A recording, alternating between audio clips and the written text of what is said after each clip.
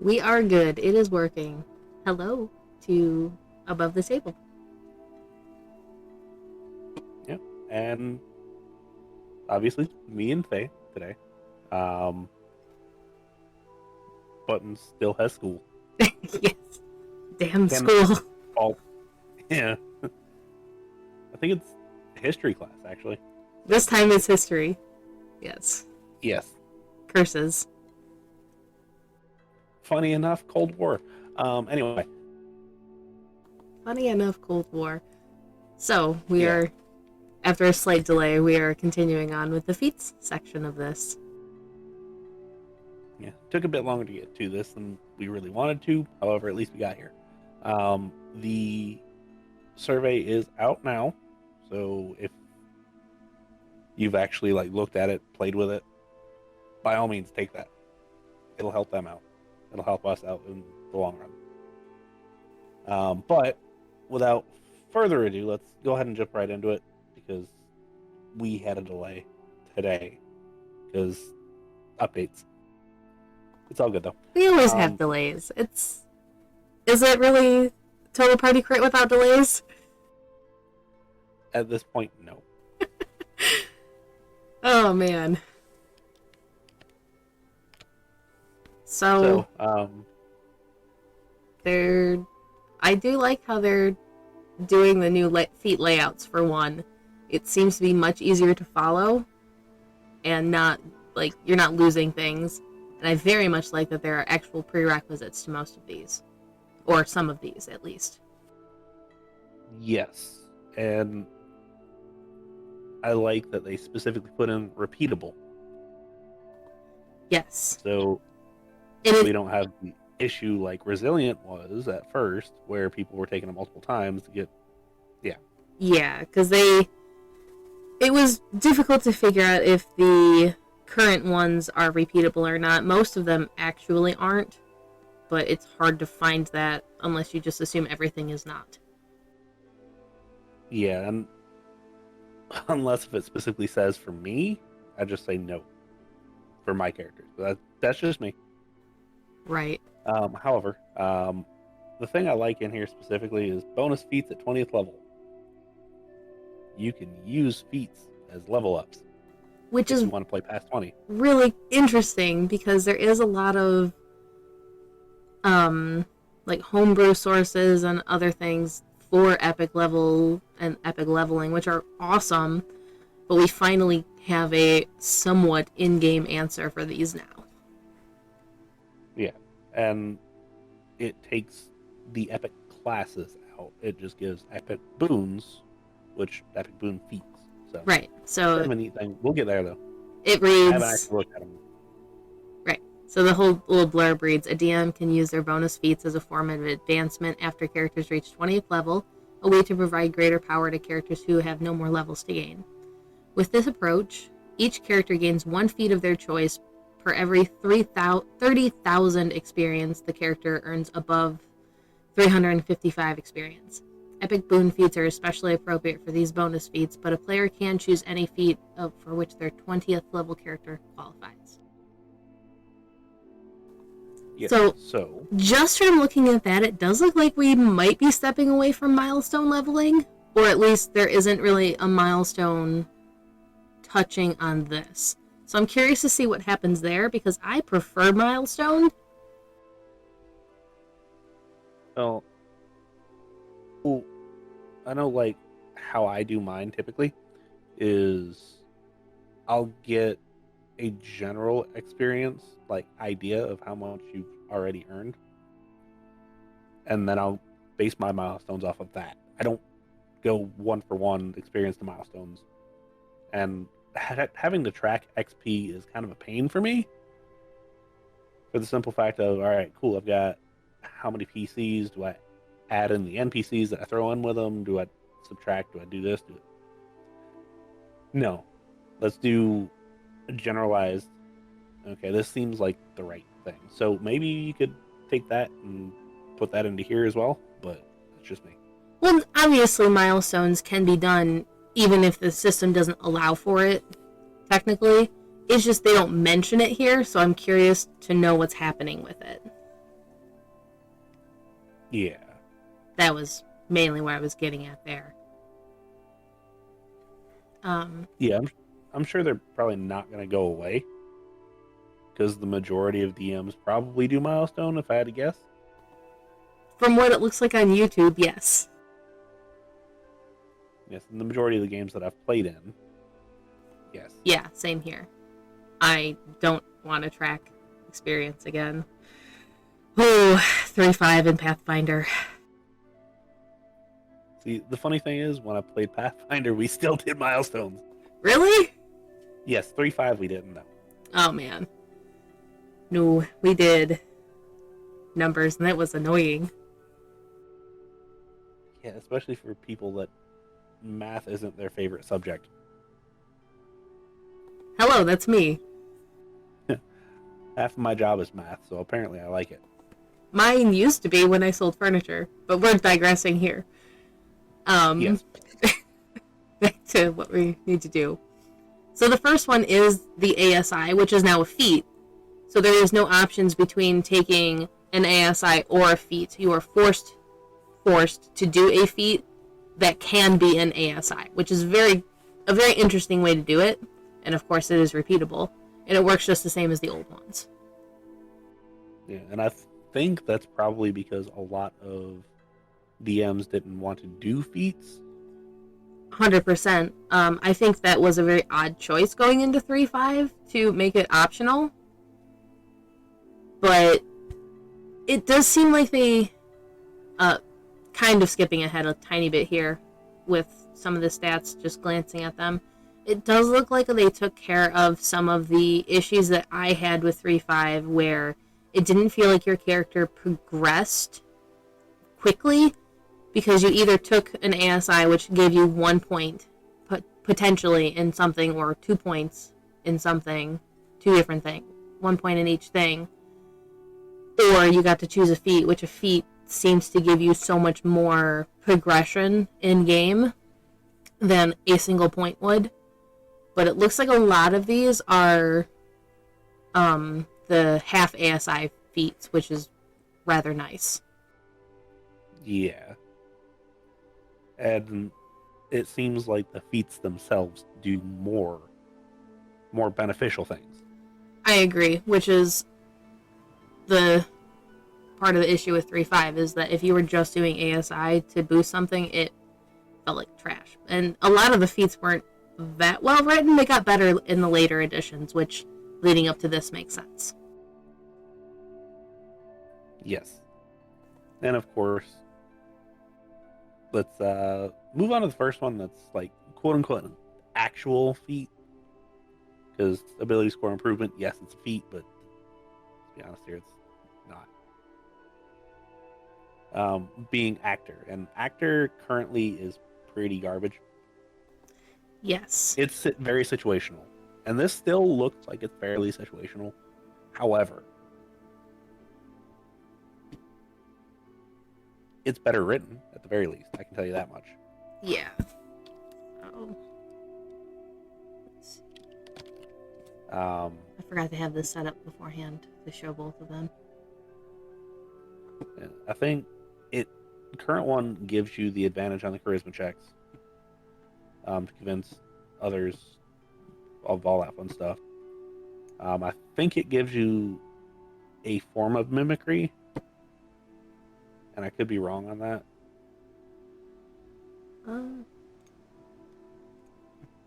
Hang on, I will read off what it does here. Not Dragon Mark. So it reads +1 charisma, skilled at mimicry and dramatics.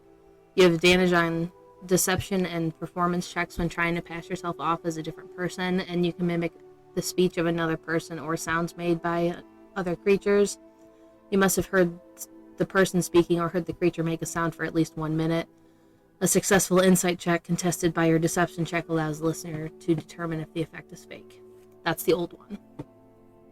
Yeah, and this one, it gives you advantage on the performance check, which I think they're going to try to make the majority of this type of thing, impersonation, mimicry, performance, rather than like deception or persuasion. As it should be. Yes, especially mimicry. Yes. And it gives a DC for said check rather than opposed by insight, which a lot of people have very good insight, at least Right. PCs. So the new one, we'll just read this off real quick. The new one reads, it does increase your charisma score by 1 as well. And then it has impersonation. While you're disguised as a fictional person or a real person other than yourself, you had advantage on charisma performance checks to convince others that you are that person. Different wording, but it seems to be a very similar effect. But it includes disguising and not just changing your voice, which is rather interesting. And then mimicry, you can mimic the sounds of other creatures, including speech. To mimic a sound or way of speaking, you must listen to it for at least 1 minute. Anytime thereafter, you can make a DC 15 performance to perform the mimicry. On a success, you are able to perform it convincingly for up to 1 hour. Yes. So while it doesn't necessarily make performance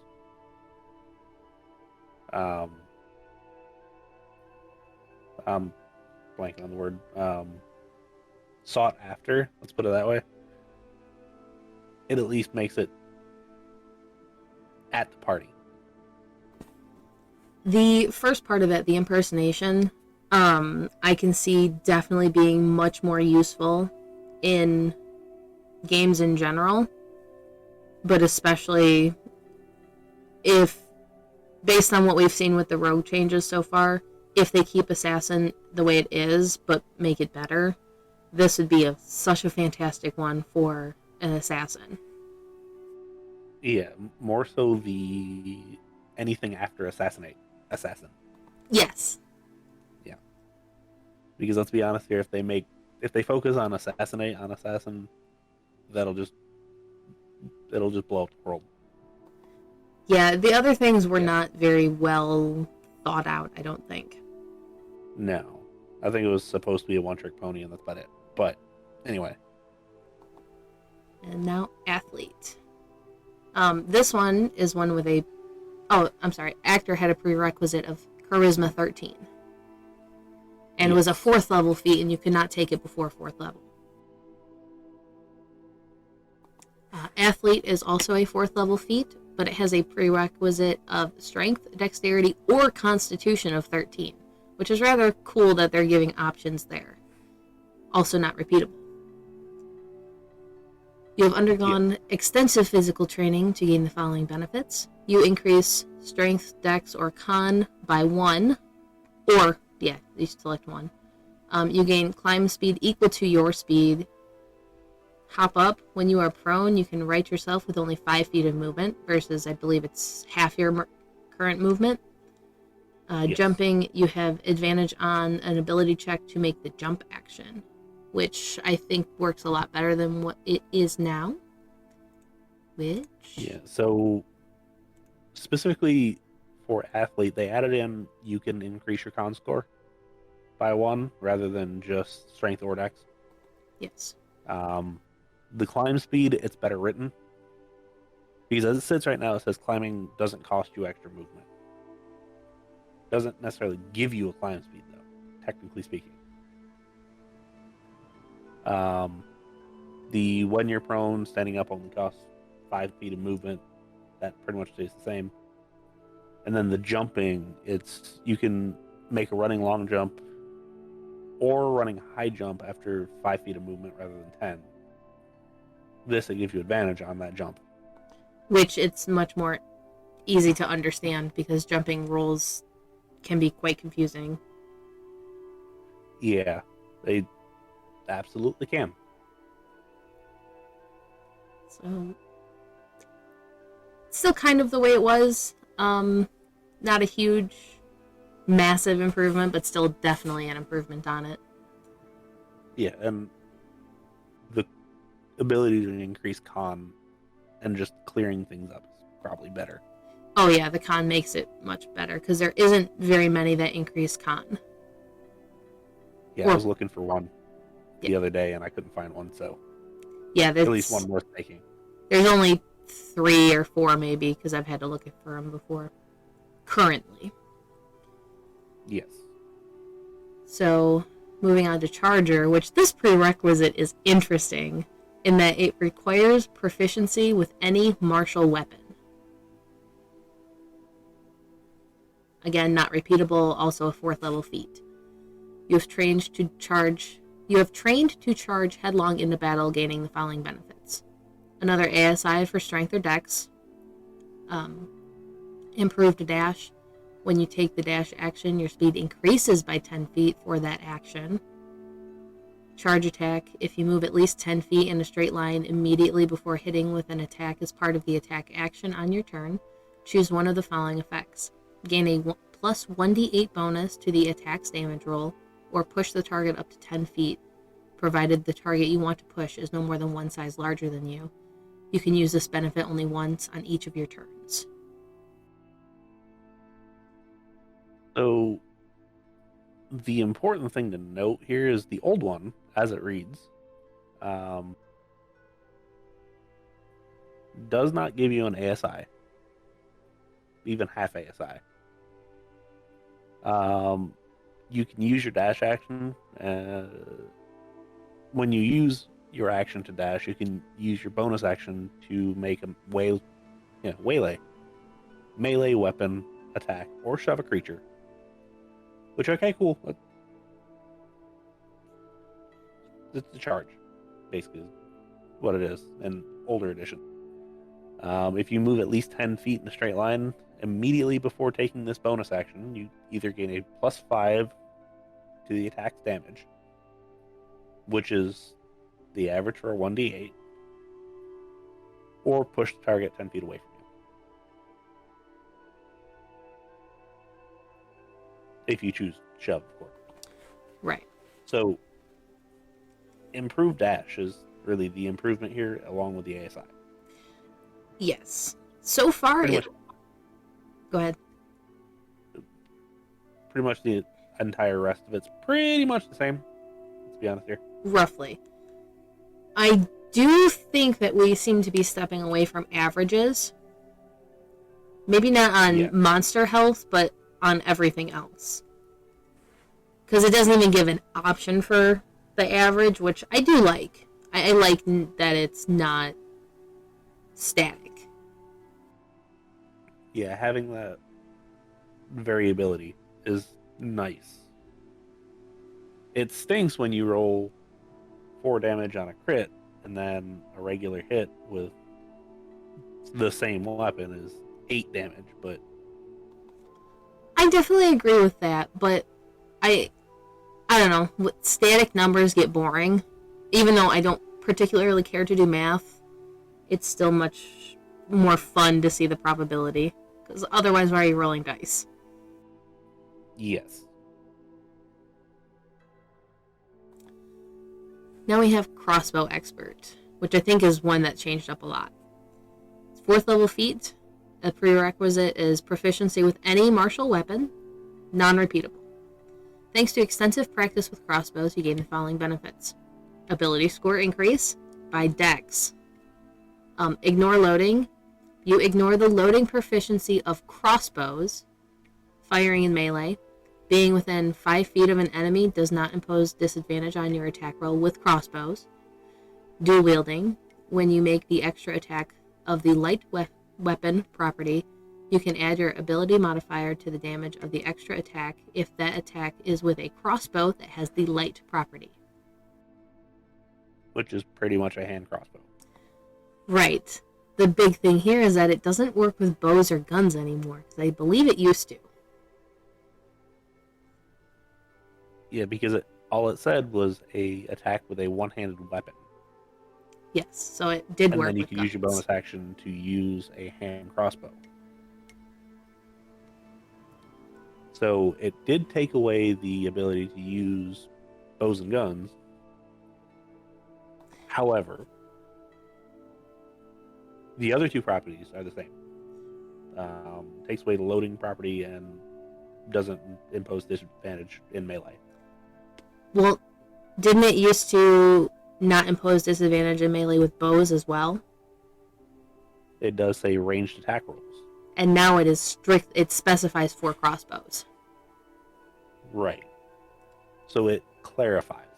Yes. It's rules as intended rather than rules as written. Right. Which, yeah. Well, yes, technically it's a caveat. I wouldn't have allowed it had somebody tried, but that's just me. I think I would have for a Um, short bow. That makes more sense to me, but we'll have. yeah, and even that seems a little semantic-y Eh, to me. eh. However, the important thing, again, it's the ASI. This is. We've only seen one without an ASI up to this point.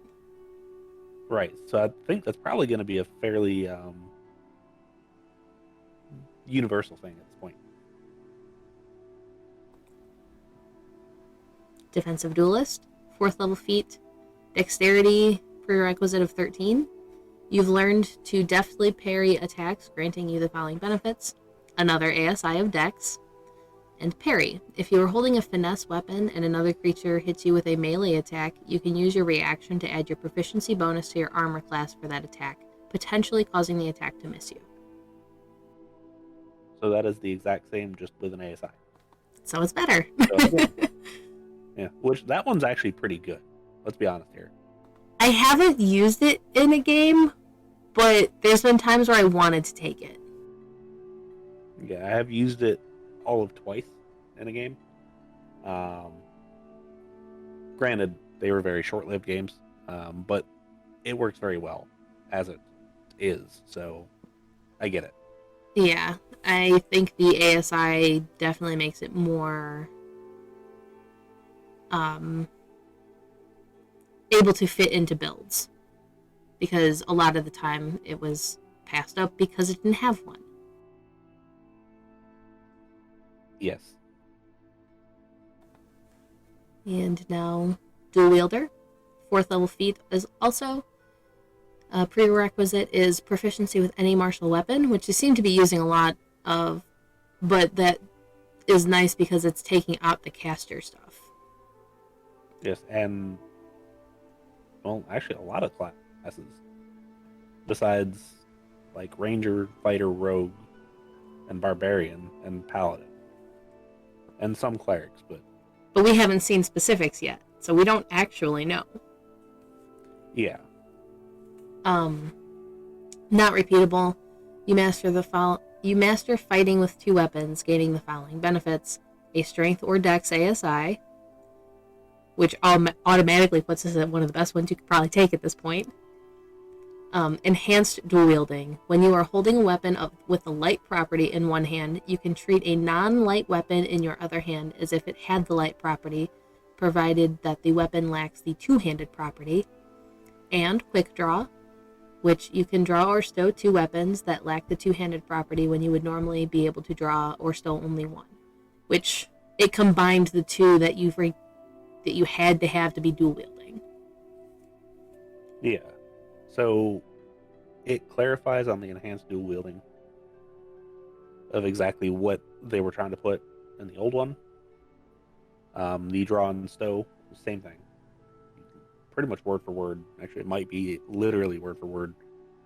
The thing that it did take away is the old one. It gave you a +1 to your AC when you're dual wielding.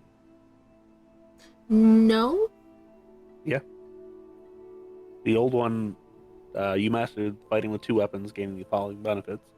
You get a +1 to AC while you are wielding separate melee weapons in each hand. That was the first one.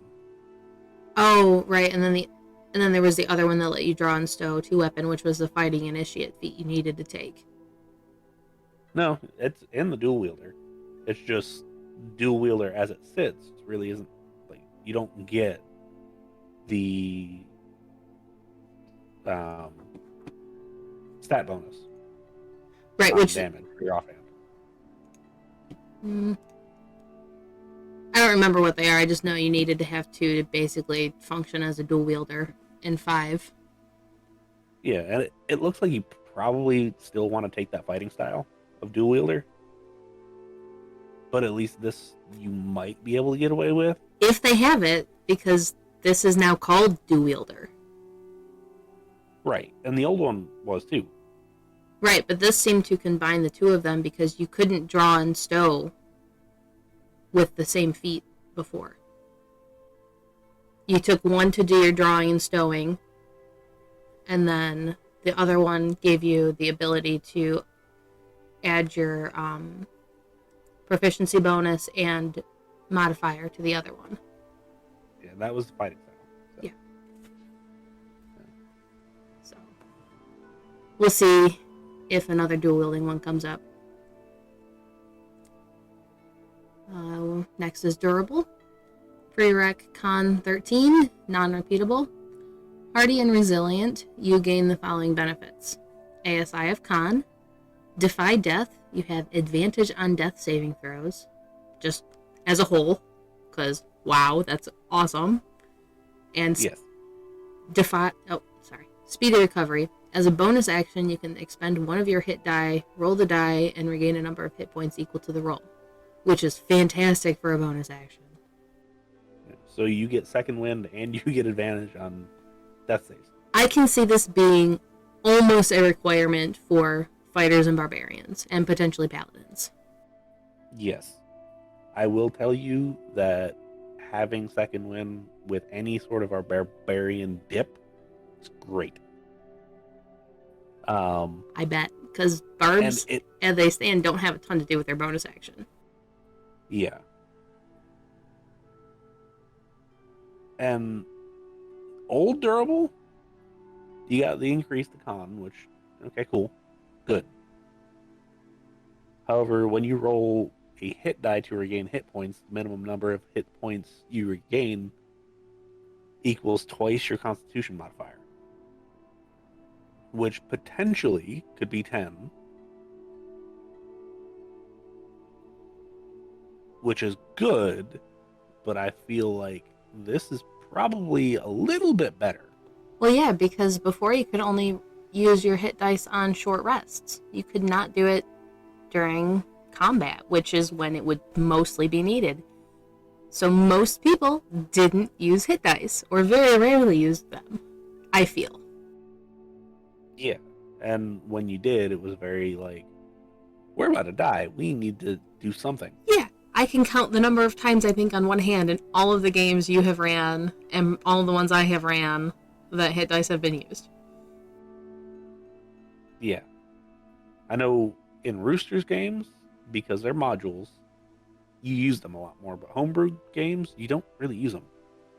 No, especially because most people don't use the alternate rules of healing, where you can only heal up to a certain number or something like that. Yeah. During long rests. Yeah, which I've played a game like that, and that's rough. Yeah, it does not sound like it's a fun time. Yeah. So now, Elemental Adept. 4th level feat. Prereq, spellcasting or pact magic feature. Repeatable, yes, but you must choose a different damage type for each time for energy mastery. In your spellcasting, you can harness a particular form of energy with deadly mastery, granting you the following benefits. ASI of Intelligence, Wisdom, or Charisma by 1. And then Energy Mastery. Choose one of the following damage types. Acid, Cold, Fire, Lightning, or Thunder. Spells you cast ignore resistance to damage of the chosen type. In addition, when you roll damage for a spell you cast that deals damage of that type, you can treat any one of a damage die as a 2. So that one's pretty much a 1-for-1, except you increase your spellcasting modifier. Right. Which, that's a pretty good spell, let's be honest here. If you're going to focus on a specific damage type, that's a really good one to have. For sure, it is a good spell, but it wasn't a fantastic one to pick unless you did focus your character on a specific one. Now I would be more likely to pick this one as it is. Yeah, because at least there's a separate benefit. Now we come to our first 20th level feat. Epic Boon of Combat Prowess. 20th level. Prerequisites, expert or warrior group, non-repeatable. When you miss with a melee attack, you can hit instead. Once you use this benefit, you cannot use it again until you roll initiative. Basically, it's a once per combat thing. Yeah. Which is, it's pretty cool. And it just makes you hit. It's, oh my god, I can't think of. Woody bosses? What are the special boss stuff in 5e right now? What are they called? I can't remember. It's the, Where you can just... legendary resistance. Yeah, so you basically have a legendary hit. Yeah, basically. It's fantastic. It's cool. It's an awesome concept, and it's viable, and it's like a legitimate thing that, like, okay, cool, you're such a good fighter that, okay, cool, you know you're gonna miss. Let me readjust mid hit. Yeah. And make sure I hit. I think that's a fantastic concept. Yeah. Okay, looks like we got a couple epic boons here in a row. Epic boon of dimensional travel. 20th level, prereq, expert, or mage group. Expert is in this one, which is interesting. You can cast the Misty Step spell without expending a spell slot. Once you use this benefit, you can't use it again until you roll initiative or finish a short rest or long rest. This is one of the few times we've seen short rest again. Yeah. Which, let's hit the very surface level of this. You can use Misty Step without expending a spell slot. For somebody that doesn't have spells, like, let's see, a rogue. Yeah. That's kind of cool. That is very cool. And I could see this being a very powerful thing in that particular instance. Mm-hmm. I don't find it as powerful for a spellcaster, because there are, unless they take away the ways to get it, because right now there are a couple of ways to get it, that you can use it once without a spell slot at low levels. I believe the Fey Touched feat gets you that. Yep. But yes. If they take those away, then this is a fantastic one. Yes. And they likely probably won't take them away, but being able to use it twice. Because Fey Touch gives you once per day. That's also once per long true. rest. That's also true. So even if they do bring it back, this is just, you just have a free ability. Yeah. And it's for every either initiative or short rest. Which the initiative is crazy. Yeah. Which, epic boons, I get it. Oh, no, for sure. Which brings us to Epic Boon of Energy Resistance. 20th level, prereq, expert or mage again, non-repeatable. You gain resistance to one of the following damage types of your choice: acid, cold, fire, lightning, necrotic, poison, psychic, radiant, or thunder. So any single one, but non-repeatable.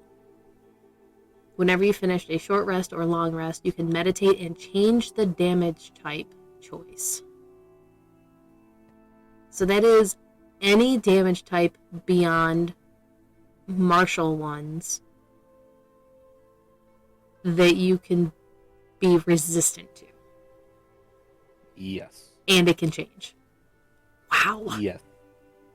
So you're in a dungeon, you're like, all right, cool, this room's filled with mind flayers, psychic damage. And then the next one, oh, well, that's a red dragon. Yeah. Fire. And all you need is a short rest. Yeah, which, okay, cool, it's an hour. But I'll take that. Heck yeah. Epic Boon of Fortitude. 20th level. No prerequisites here. Non-repeatable. Your hit point maximum increases by 40. In addition, you regain hit points. Whenever you regain hit points, you regain additional hit points equal to your con modifier. You can regain these additional hit points no more than once per round. Damn.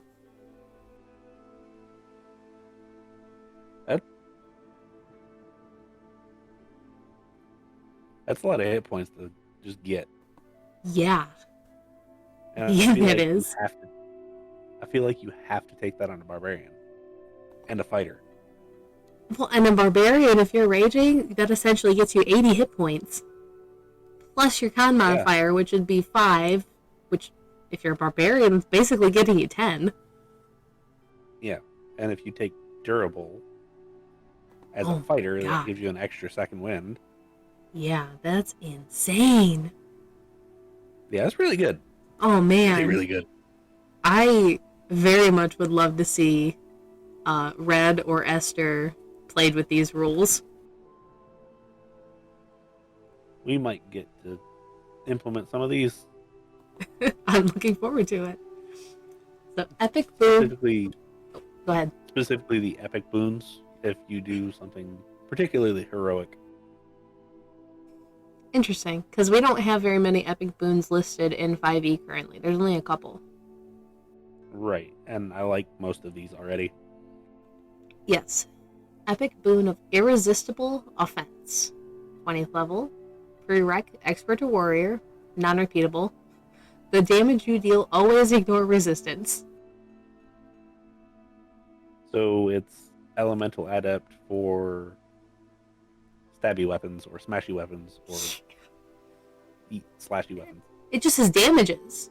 Oh, well, it does say expert or warrior, but there's gonna be ways to get magic on both of those, which this would get. Yeah, I feel like it's meant to be weapon only, but yeah, I If I you would argue. multi-class expert caster or warrior caster, then this would work for you too, as written. Yes. I think, unless you take that prerequisite and that is only things dealing with that, which you could. Which, technically speaking, hold on, let me take a look at something real quick. So 20th level gets you the epic boon, so you wouldn't be able to take this immediately. No. Any of these immediately, but it would eventually be able to be taken if you're playing with the epic boon rules for over 20. Right. Now, I wonder if it does mean a total character level of 20. Because if that is the case, you could go 4 warrior or 4 expert and 16 caster and still be considered a 20th level character. Yeah, I'm pretty sure it means 20th total level. I don't know. Could be wrong, but that's kind of what I read it as. I just read it as a character level. Yeah. Like a total character level, as in 4 of one and 16 of the other equals 20. Yeah, or 1 and 19. Right. Yeah. So I would like some clarification on that, I think. Yeah. Which I'm sure eventually, if this is an actual rule, they'll actually come out with. But for now, I don't see him doing that. Right. So, Epic Boon of Luck.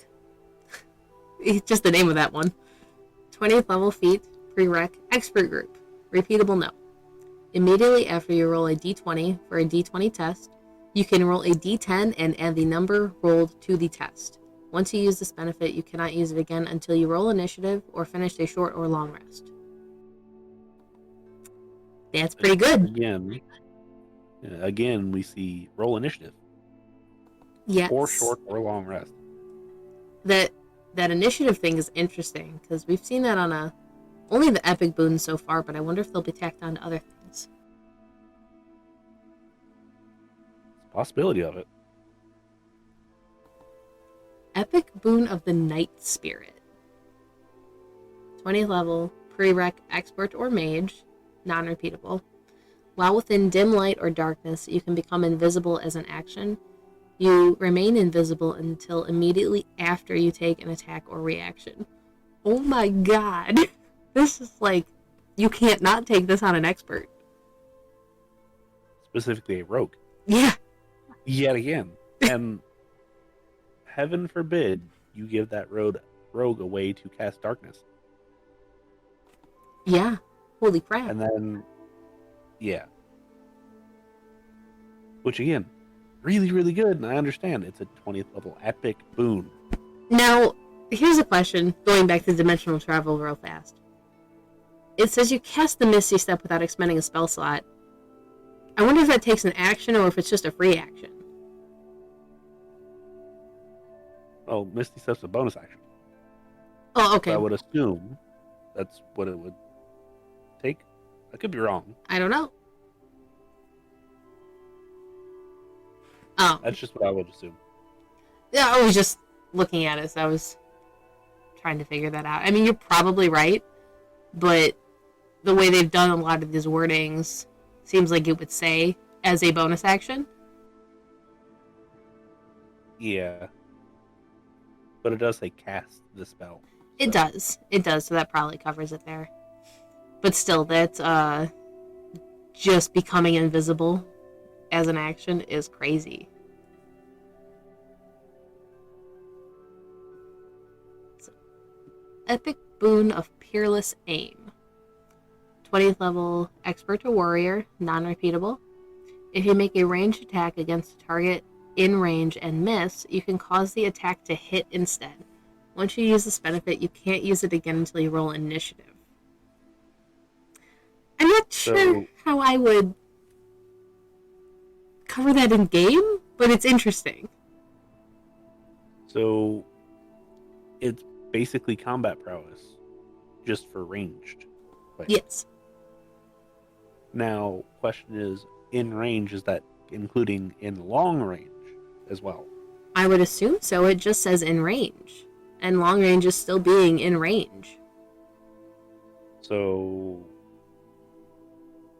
theoretically, you have somebody that can shoot a really freaking long way. You get a sniper? Yeah. Because I know longbows have a really long range. Yeah, this would be a really interesting hit and run tactic. Yes. Granted, you're only going to use it once per combat, but still, that's pretty intense. Yeah, if you use this to start combat with, like, whew, that's a strong one. Yes. Epic Boon of Recovery. 20th level, no prereq, non-repeatable. You can use a bonus action to regain a number of hit points equal to half your hit point maximum. Once you use this benefit, you can't use it again until you finish a long rest. In addition, you succeed on every death saving throw that isn't a 1. That might be a little bit too strong. That's... wow. Yeah, that might be a little bit too strong. Mainly the death saves. Yeah, I could see, like, you choose to succeed on one death saving throw, you can't use it again until you finish a short or long rest or roll initiative again. Like, that... Even if it was 6 and higher were successes. Yeah. But every death save that isn't a 1. You won't die. No, you won't. Especially if you take that, what is it? That one that gave you advantage on death saving throws. Durable, yeah. Like, you take that and durable, you're just guaranteed to just never die. Yes. Or all but guaranteed. And then add in the Epic Boon of Fortitude. And, like, you legit won't die.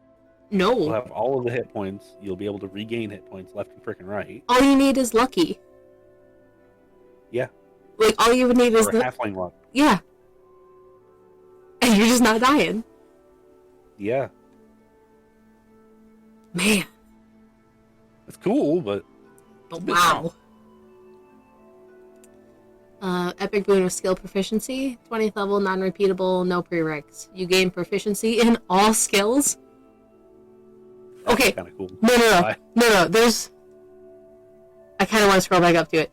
There's one on Rogue that basically says if you are rolling on your skill proficient, any skill that you're proficient with, you can't roll lower than, like, a 10. Yes, I saw that on just Thief. A little bit ago. Like, damn. Yeah, so a rogue would have to take this, basically. Was it Rogue or was it Thief specifically? I don't remember which one, but, like, you have to take it. I think it was Rogue. Yeah, I can't remember. 90% sure it was rogue. But damn, that's epic boon of speed, 20th level, prereq, expert or warrior, non-repeatable. Your speed increases by 30 feet. Jesus Christ. That's Not even talking about Tabaxi Speedster. Your barbarian hits 50 movement speed by the time they're level 20. yep. That's 70. Jesus. Yep. Assuming that you have 30 feet to start with. It looks like all races do, at least minimum. Yeah, and some have higher. Right. And that's why I said not even talking about the Tabaxi or anything like that. Just barbarian. Just straight barbarian. Not even monk. Yeah, which monk I think gets up to like 90 normally, right? They can, and then Step of the Wind just like doubles that. Yes. So add this on there. It's 120, double that. Man. That's a lot in 60 seconds or 6 seconds. Yeah, that is. Epic boon of undetectability. 20th level, prereq expert. We seem to be seeing a lot of expert boons. Non-repeatable. Granted, this is the expert release, so I get it. It is. Ori will probably have some. Mage will probably have some. It is. It just is interesting to see some of the ones they're throwing in here. Because we are seeing ones with none. So if we don't see more feats, I'd be worried. Right. Even on the warrior one, if we don't see a lot more feats, I'd be worried. Epic boon of undetectability, I think, is where we're at. You can't be seen or heard by any means, magical or non-magical, when you are hidden. What? It's kind of neat. So you can't scry on me. That I'm thinking about sneak. You don't have to roll. Yeah, that's true. You just hide and then you're gone. And yeah, you can't see. Again, might be a little bit too strong. Yeah. Like, I would probably break that up into magical and then a second one for non-magical. Yeah. And you have to have the non-magical one before you get the magical one. Yeah. Wow. Okay. Well, that's the necklace of undetectability, basically, but better. Yes. Epic boon of the unfettered. 20th level, expert or warrior, non-repeatable. As a bonus action, you can take the disengage action, which also ends the grappled and the restrained conditions on you. The important thing here is the restrained. Restrained sucks. Oh yeah, no, for sure. It's just interesting that they're just adding a whole new action. I mean, disengage has always been a thing. However, being able to put this stuff in with that particular feat And as a bonus is kind of action. neat. It Yeah, seems to be and one of the weaker epic boons we've seen so far. Yes, however, assuming that grappling is going to be a lot better, because right now it's pretty awful. That might come into play more. I know right now I'm not ever going to grapple you guys because it's just terrible. That's true. It's a interesting one to try and figure out. So that looks like the last epic boon we've hit. Now we are into the fighting styles. And these are all first level feats. So fighting style archery, warrior group prereq. See, I don't know if this is just feats for experts, because this is warrior stuff. Right, but if you remember, rangers get to pick from these. That's fair, I guess. So that's why they might have added these ones in. maybe. I hope so. Fighting style archery. You gain +2 bonus on attack rolls you make with ranged weapons.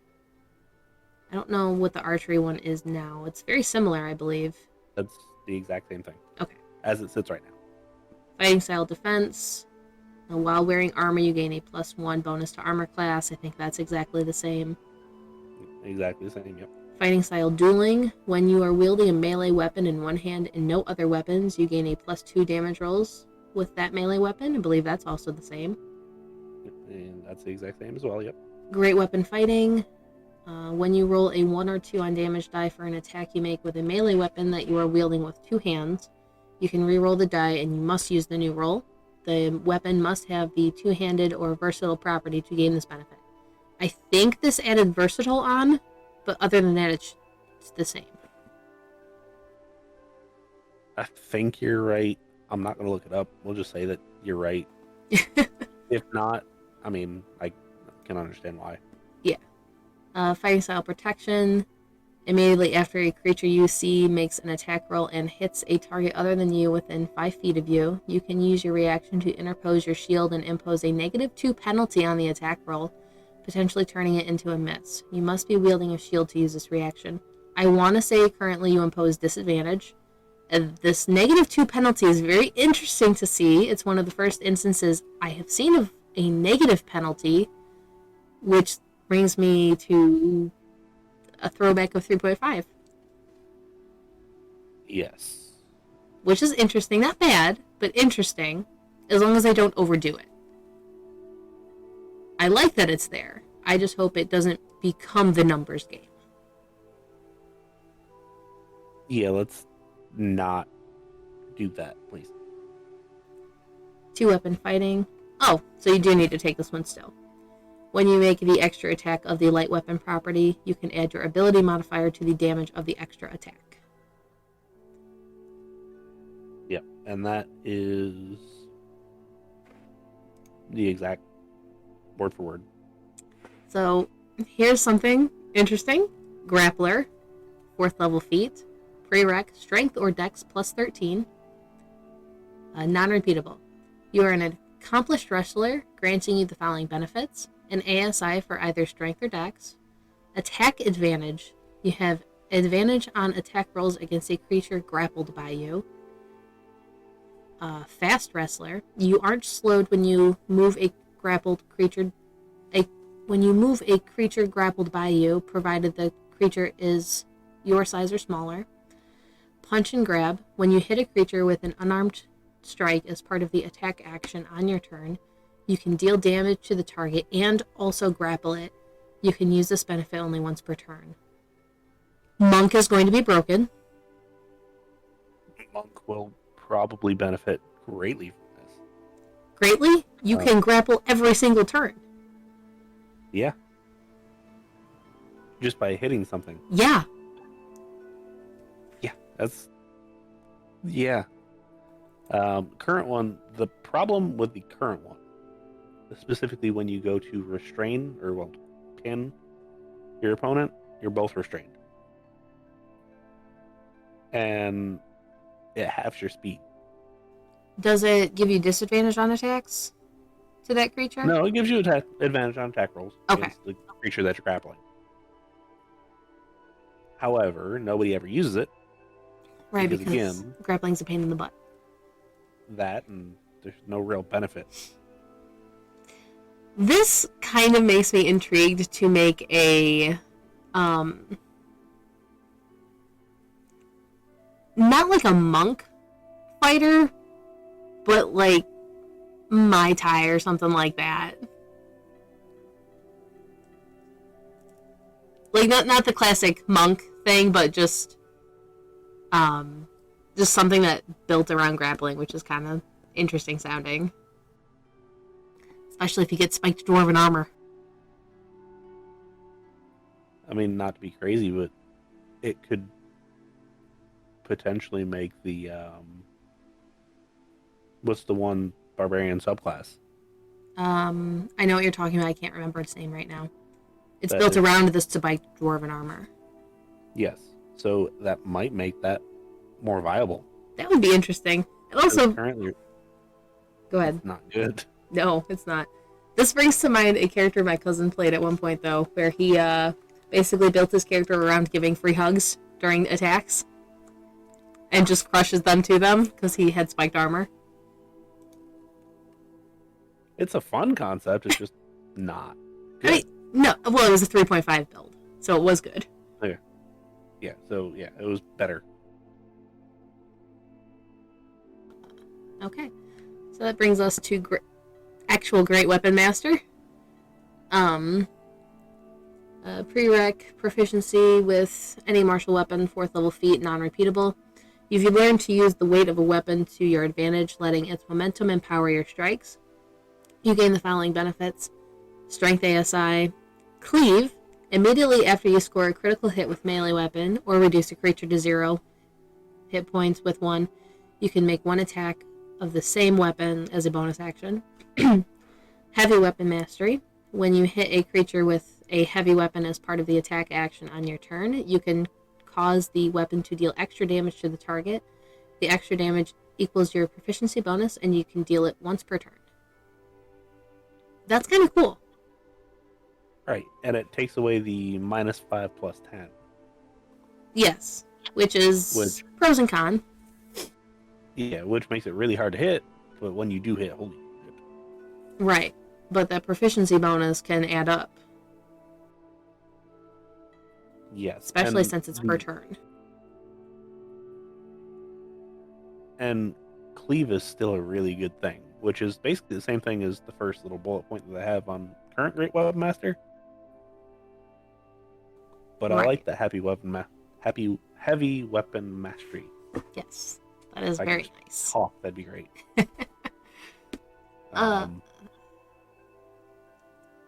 Damage to equal to your proficiency bonus. Not a whole lot of damage, but it'll add up. Especially every turn. Like, it's not plus 10, but, you know. +2, +3, +4 every turn. Yeah, that's a lot.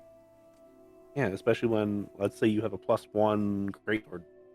That's +10, because you're probably going to have +5 to your strength. +1, so that's +6, +4. It's +10. Yeah. So it'll average out to be the same, I think. Yeah. You'll hit more and do less damage. I'll take hit more. Yeah, me too. Heavily armored. 4th level feat. Prerequisite. Medium armor training. That's interesting. It looks like you might have to go up the tiers for the armored ones. Non-repeatable. You have trained to use heavy armor effectively, gaining the following benefits: a con or strength ASI, so we have another con one finally. Armor training, and you gain the ability heavy armor training. So that's interesting. Yeah, which that's what heavily armored does. It doesn't. It gives you the heavy armor proficiency. I was just gonna say they've renamed it. It's not armor proficiency anymore. It's armor training. Yes, which certain classes will already have that. Right. However, this gives, like, if you want to make a heavy armor mage, which would be kind of interesting. This is kind of, let's say, a hexblade. That would be this good. Makes it viable. Yes. Because you get a con boost. So, looks like heavy armor master goes right along with it. A 4th level prereq heavy armor training. Non-repeatable. You can use your heavy armor to deflect strikes, granting you the following benefits: a strength or con ASI, and damage reduction. When you're hit by an attack while wearing heavy armor, any bludgeoning, piercing, or slashing damage dealt to you is reduced by an amount equal to your proficiency bonus. I kind of feel the same way as this one as I do the current one, is that it's kind of trash, but it's better because you get the ASI. Yes. And the current one specifically says non-magical attacks. This one doesn't. So it's better because of that. Yes. And your proficiency bonus might be 2, might be 3, might be 4. Or if you're level 20. Whereas right now it's a static 3. So it's kind of better, but I feel like it would be, I don't know, I feel like ×2 your proficiency bonus would be better overall. in line with some of these other feats that are just fantastic. Yeah, but at least it makes it more viable if that's what you're really trying to do. Yeah. Yeah. Like, I don't know, Fargus might have actually taken that if it was a thing. Yeah, Maybe. I'm just thinking, like, at level, what are we, 6? Our proficiency bonus is only level 3. What's 3 reduced damage gonna do? I mean, it might keep you alive for a round or two. Maybe. Maybe. That's why, But like, 6 damage at that point seems like it would be more... Even if they turn it into a once per round type thing, proficiency bonus times 2 would feel more in line with everything else to me. yeah. Increasing that probably wouldn't hurt. I will agree with that. They could just basically turn it into the melee shield spell. Yeah.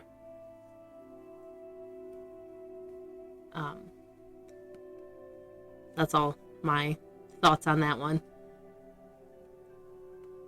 Inspiring Leader, 4th level feat, Wisdom or Charisma, 13 prereq. It's interesting that Wisdom is in there. You are adept at encouraging others, granting the following benefits: Wisdom or Charisma ASI. Encouraging performance. At the end of a short or long rest, you can give an inspiring performance, a speech, a song, or a dance.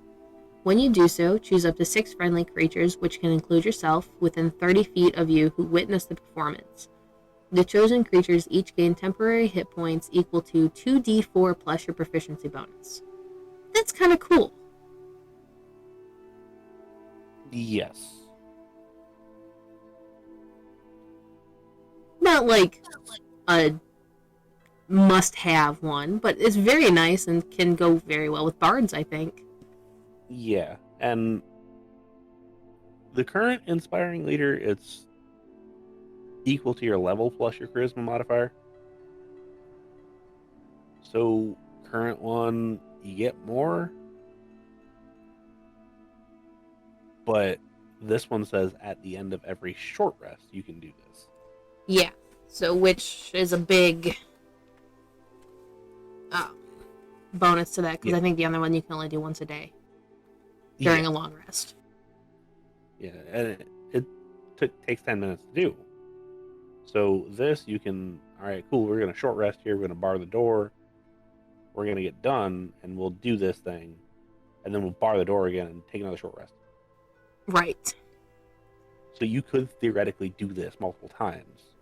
The other one, you get one shot, and you get a bunch of them, a bunch of temporary hit points. But I like this version a little bit better because you can do it more often. Yes, I agree with that. Are the number of people the same? Yes, still 6. Okay.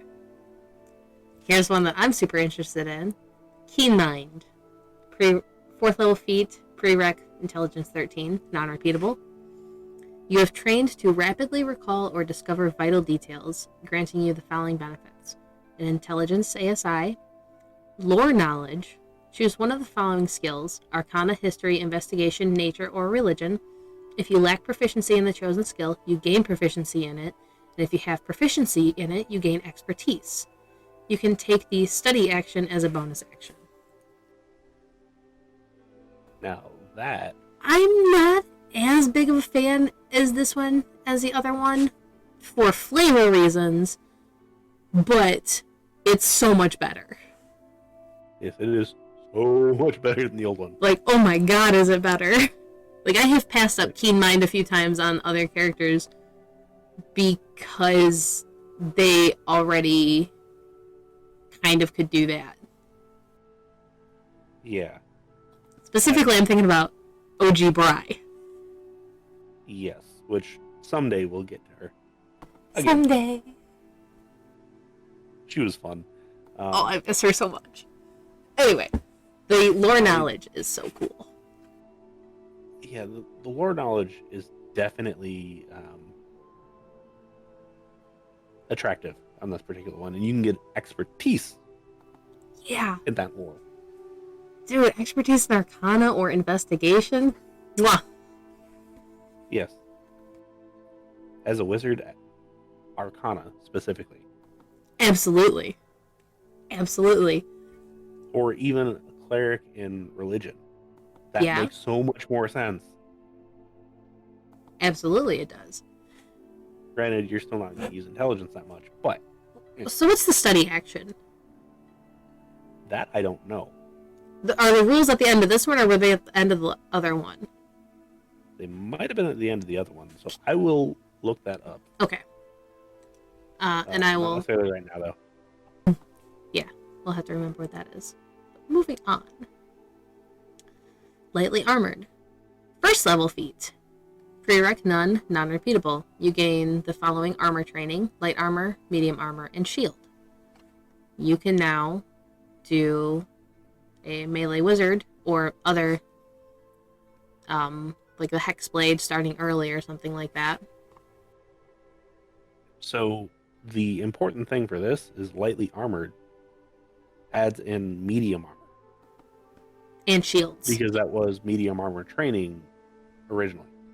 The shields is also very important because there's a lot of ones that didn't get shields. Yes. So I'd be willing to take this on like a sorcerer. I was just going to say, like, you could go around being a caster, have a shield, and, like, wreck things. Yes.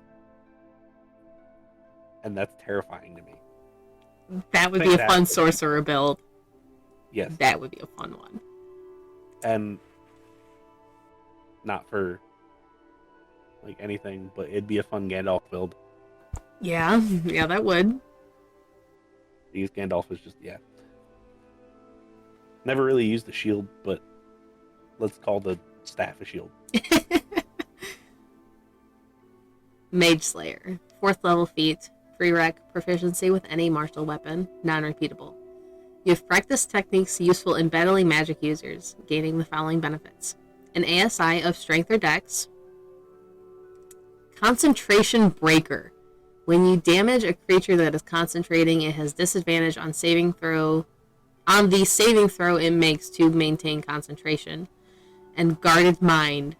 If you fail an intelligence, a wisdom, or a charisma saving throw, you can cause yourself to succeed instead. Once you use this benefit, you cannot use it again until long rest. This feels like it was built for S. Yes. Because I have Mage Slayer right now, and it is not as good.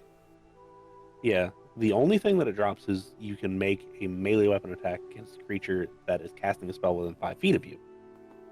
Which kind of sucks that they took it away, but how often are you going to actually use that? I mean, I've used it a decent amount in some games, but not with Ez. But the concentration breaker would be a little bit way too overpowered if you could combine that with a reaction attack ability to cast a spell. Yes, which technically speaking is already in Mage Slayer. However, that last bit, Guarded Mind, yes, it's one legendary resistance. Yeah, that's what I said. It was like, this is so fucking amazing. Instead of advantage on a saving throw if they're within 5 feet of you. Right. Which I wonder if there's other ways to get that now. That'll be interesting to see later if you could stack things like that. So, I'm willing, and don't tell anybody else this until they see this, I'm willing to actually let you take this as is for S. Are you sure? It seems to fit her a whole lot better. It does. It does, especially with her oaths that coming up that no one has seen yet.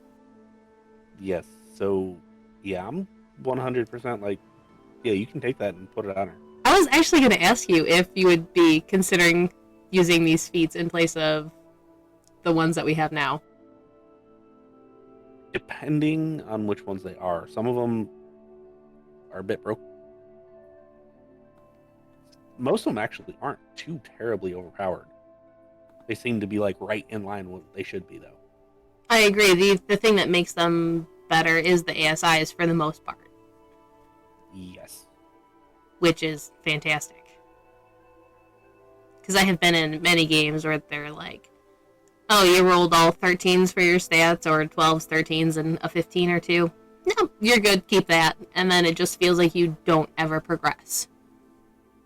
Or you're so far behind everybody else. Yeah, full force. Just let somebody roll an 18 and 17. They're the leader. Yeah, immediately. If you have 11s, 12s, and 15s, then you're just not that great at anything. Yeah. The entire game. So for this particular one, Mage Slayer, yes, you can absolutely take it. Cool. Okay, moving on to Medium Armor Master. 4th level feat. Prerequisite medium armor training, non-repeatable. You have practiced moving in medium armor to gain the following benefits. Strength or Dex ASI.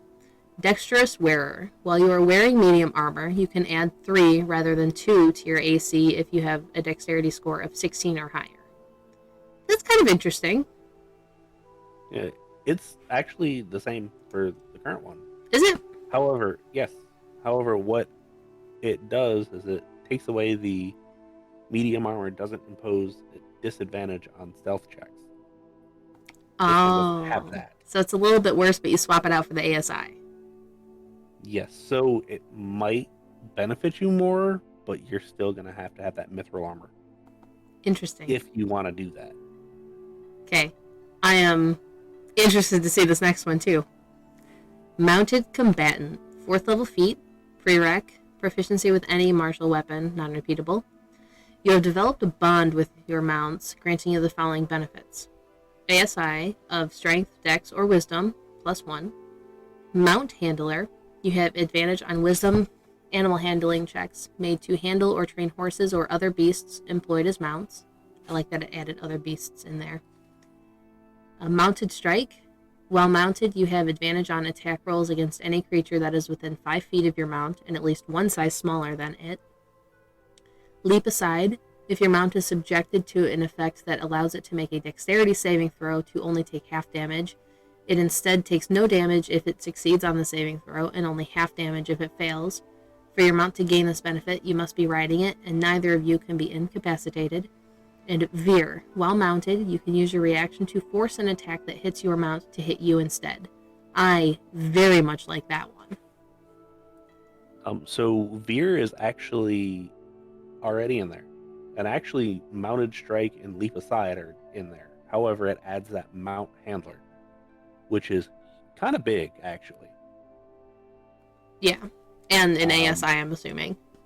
Yes, and the ASI. So it adds a couple of things, but this makes mounted combat better. It doesn't make the mounts any better. So your mount's still probably going to die. Yeah, I don't like that Veer is still restricted to your reaction. I think it would be more viable for mounts to survive if it was like once a round or once per turn or something like that. Yeah. Or make an animal handling check. And if you beat the attack roll, then you can take the hit. Kind of like previous editions, you can make a ride check and kind of do the same thing. Oh, see, I didn't know that. But yeah, that would be much more viable. Because I very much want to play a halfling rider. Oh, me too. Don't feel bad. Except my halfling would be a kobold. Oh, interesting. Riding a dinosaur. I kind of want to do a Ghostwise halfling. Observant. 4th level feat. Prereq. Intelligent or Wisdom 13. Non-repeatable. Quick to notice details around you. You gain the following benefits. ASI of Intelligence or Wisdom. Keen Observer. Choose one of the following skills. Insight, Investigation, or Perception. If you lack proficiency in one of the chosen skills, you gain proficiency in it, and if you have proficiency, you gain expertise. Quick Search. You can take the search action as a bonus action. So, I know that we had the search action already, which is basically just literally what it sounds like. So, I assume the study action would be literally you study the target. Maybe? Something. maybe. I don't know. I'm gonna look it up, and I will. Yeah, I'll get clarification. it's weird. Because why would that need to be a bonus action if you're just... I don't understand. Unless if it's for a certain rogue subclass. Yeah, that's... I don't know. Maybe Wizard is changing up to have something to do with that. Maybe. That would make much more sense. Because Observant now feels like it fits Ranger and Rogue and Expert classes much more than it does as an overall one now. Yeah, because I know Observant, well, it's decent because you get that +5 to passive perception and investigation. Damn Rooster. That's pretty much all it does. Because, okay, cool, you get to read people's lips. Yeah. I mean, which has come in handy in our games before because I used it once or twice, but it's not like the most game-breaking thing other than that +5 passive when you start stacking them like certain people do. Yeah. Looking at you, Rooster. It's okay. I kind of signed up for it, so it's fine. Yes, we knew we were getting into this. But yeah, I'm really curious to see these actions now because I don't remember reading about them. Now we're into Polar Master, which I know you and I are very excited to read about. 4th level feat, prereq, proficiency in any martial weapon, non-repeatable. You have trained extensively with pull weapons that have reach, granting you the following benefits. Strength ASI, pull strike, immediately after you take the attack action and attack with a weapon that has heavy and reach properties, you can use a bonus action to make a melee attack with the opposite end of your weapon. The weapon's damage die for this is a D4, and it deals bludgeoning damage. Reactive strike. When you are holding a weapon that has heavy and reach properties, you can use your reaction to make one melee attack against a creature that enters the reach you have with that weapon. It sounds like almost exactly the same minus the ASI. However, it has taken spears out and tridents. And quarterstaffs. I pretty much don't like this. Yeah, it's pretty much just the glaive and halberd. And I assume they're probably going to add in something else. If they don't, I'm going to be very upset. Because I like playing spear wielders. It's like not as great of a weapon, but it's much more fun. Yes, and I know in previous editions they had the quote-unquote long spear, which did have the reach. So maybe they add that in there? I would. I mean, I think that's actually part of our like items and like homebrew weapons. Yeah, I think so. I don't know. We haven't used it yet. Except for the boulder helmet. Yeah, I like that helmet. Resilient. 4th level feat. Prereq none. Non-repeatable. You have developed the resilience to better withstand certain dangers, granting you the following benefits. Choose one ability in which you lack saving throw proficiency. Increase the ability score by 1 to a maximum of 20. And you gain saving throw proficiency with the chosen ability. That's an interesting way to make it non-repeatable. I like it. It specifically says non-repeatable. Yes. Well, and they combined it into one, so it's not at like 6 different things now. Yeah, which, for what it's worth, that's what they were trying to do. But yeah, it's just cleaned up. Yeah, it cleans it up 100%, and it's the same feat, just better worded. Much better worded, much less confusing. Ritual caster. 4th level, intelligence, wisdom, or charisma 13 prereq, non-repeatable. You have studied ritual magic, granting you the following benefits. An ASI in either intelligence, wisdom, or charisma. Ritual spells. Choose 2 1st level spells that have the ritual tag from the arcane, divine, or primal spell list. You always have those 2 spells prepared and you can cast them with any spell slots you have. The spell's spellcasting ability is the ability increased by this feat. Quick Ritual. With this benefit, you can cast a ritual spell that you have prepared using its regular casting time rather than the extended time for a ritual. Doing so doesn't require a spell slot. Once you cast the spell in this way, you can't use this benefit again until you finish a long rest. So basically, they're just taking off the extra 10 minutes to cast as a ritual, so you can do Identify as an action. Or Detect Magic. I want to say Ritual Caster now allows you to learn more. Like, you can add more to your book by half your spell level based on the class list that you picked from. So it's 2 first level spells of your choice. So that stays the same. You have to pick a specific class. So you don't get the broad range of Arcane, Divine, or Primal. Right.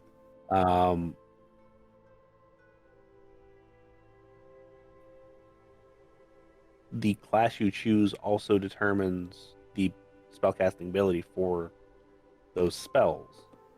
Which is better in this case now because that doesn't lock you in. Right. And then lastly, if you come across a spell in written form, such as a spell scroll or wizard spellbook, you might be able to add it to your ritual book.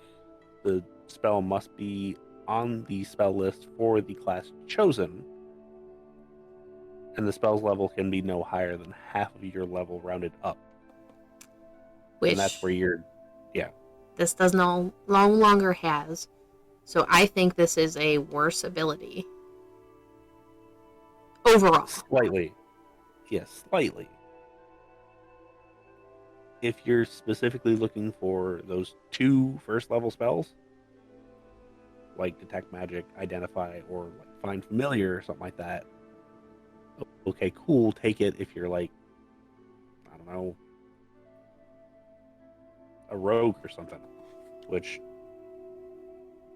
I had a character build idea that I will not be able to use anymore if moving into this is what we do, because it was a mercenary archer rogue build that basically dropped out of Wizards College to take care of the family after stuff happened. But like, they had as their variant human ability feat the ritual caster wizard. So no longer will they be able to continuously self-learn. Yeah. So this is one of those that I don't think that I would ever adopt, to be honest with you. Because, well, yes, if you want to be specialized in those 2 spells, cool, but like it's not really that good of a feat. See, I think tacking on the you can still gain them half your level rounded up wouldn't be a deal breaker for this. I think it would make it in line with others that we've seen. Yeah, I mean, probably. And we could probably work on that, because really all they add is the quick ritual. Yeah. Which it's kind of whatever. Yeah, because very rarely does that actually take anything into account. Right. I used it a good number of times when we originally played on Bry. But I'm saying those extra 10 minutes to cast. No, you're mostly casting rituals when you're doing downtime anyway, because typically it's Identify. Like, maybe Detect Magic you can quick cast, but... Yeah, but I mean, it's really not... But, oh well. Yeah. I have strong feelings on this one. Moving on to Sentinel, though. 4th level feat. Prerequisite proficiency with any martial weapons. Non-repeatable. You have mastered techniques to take advantage of every drop in an enemy's guard, gaining the following benefits. ASI of Strength or Dex, and Guardian. Immediately after a creature within 5 feet takes the disengage action or hits a target other than you with an attack, you can make an opportunity attack against that creature. And Halt. When you hit a creature with an opportunity attack, the creature's speed becomes 0 for the rest of the turn. I want to say disengage action was added into this. So it slightly changes the wording on it. It says creatures provoke opportunity attacks from you even if they take the disengage action before Gotcha. leaving your reach. Gotcha. So the second they take that action, you make that opportunity attack. Just wording clarification, and they broke it up into 2 separate sub-abilities. Yeah. I do like how these all come with the sub-abilities to make it easier to read and figure out. Yes, and this would still work fantastically with Polearm Master. Oh, yes. Those 2 are like, you have to take them together. Yes, I have one character that hasn't, and I kick myself for it. He is quite possibly my favorite character, though, so I don't care. You don't have Sentinel with Gnar? No, I don't. What? Which, we'll keep him a secret, because... What?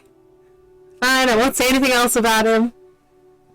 I love the character, though. Because I was getting pissed off that I kept failing con saves. Okay, that's fair. That's fair.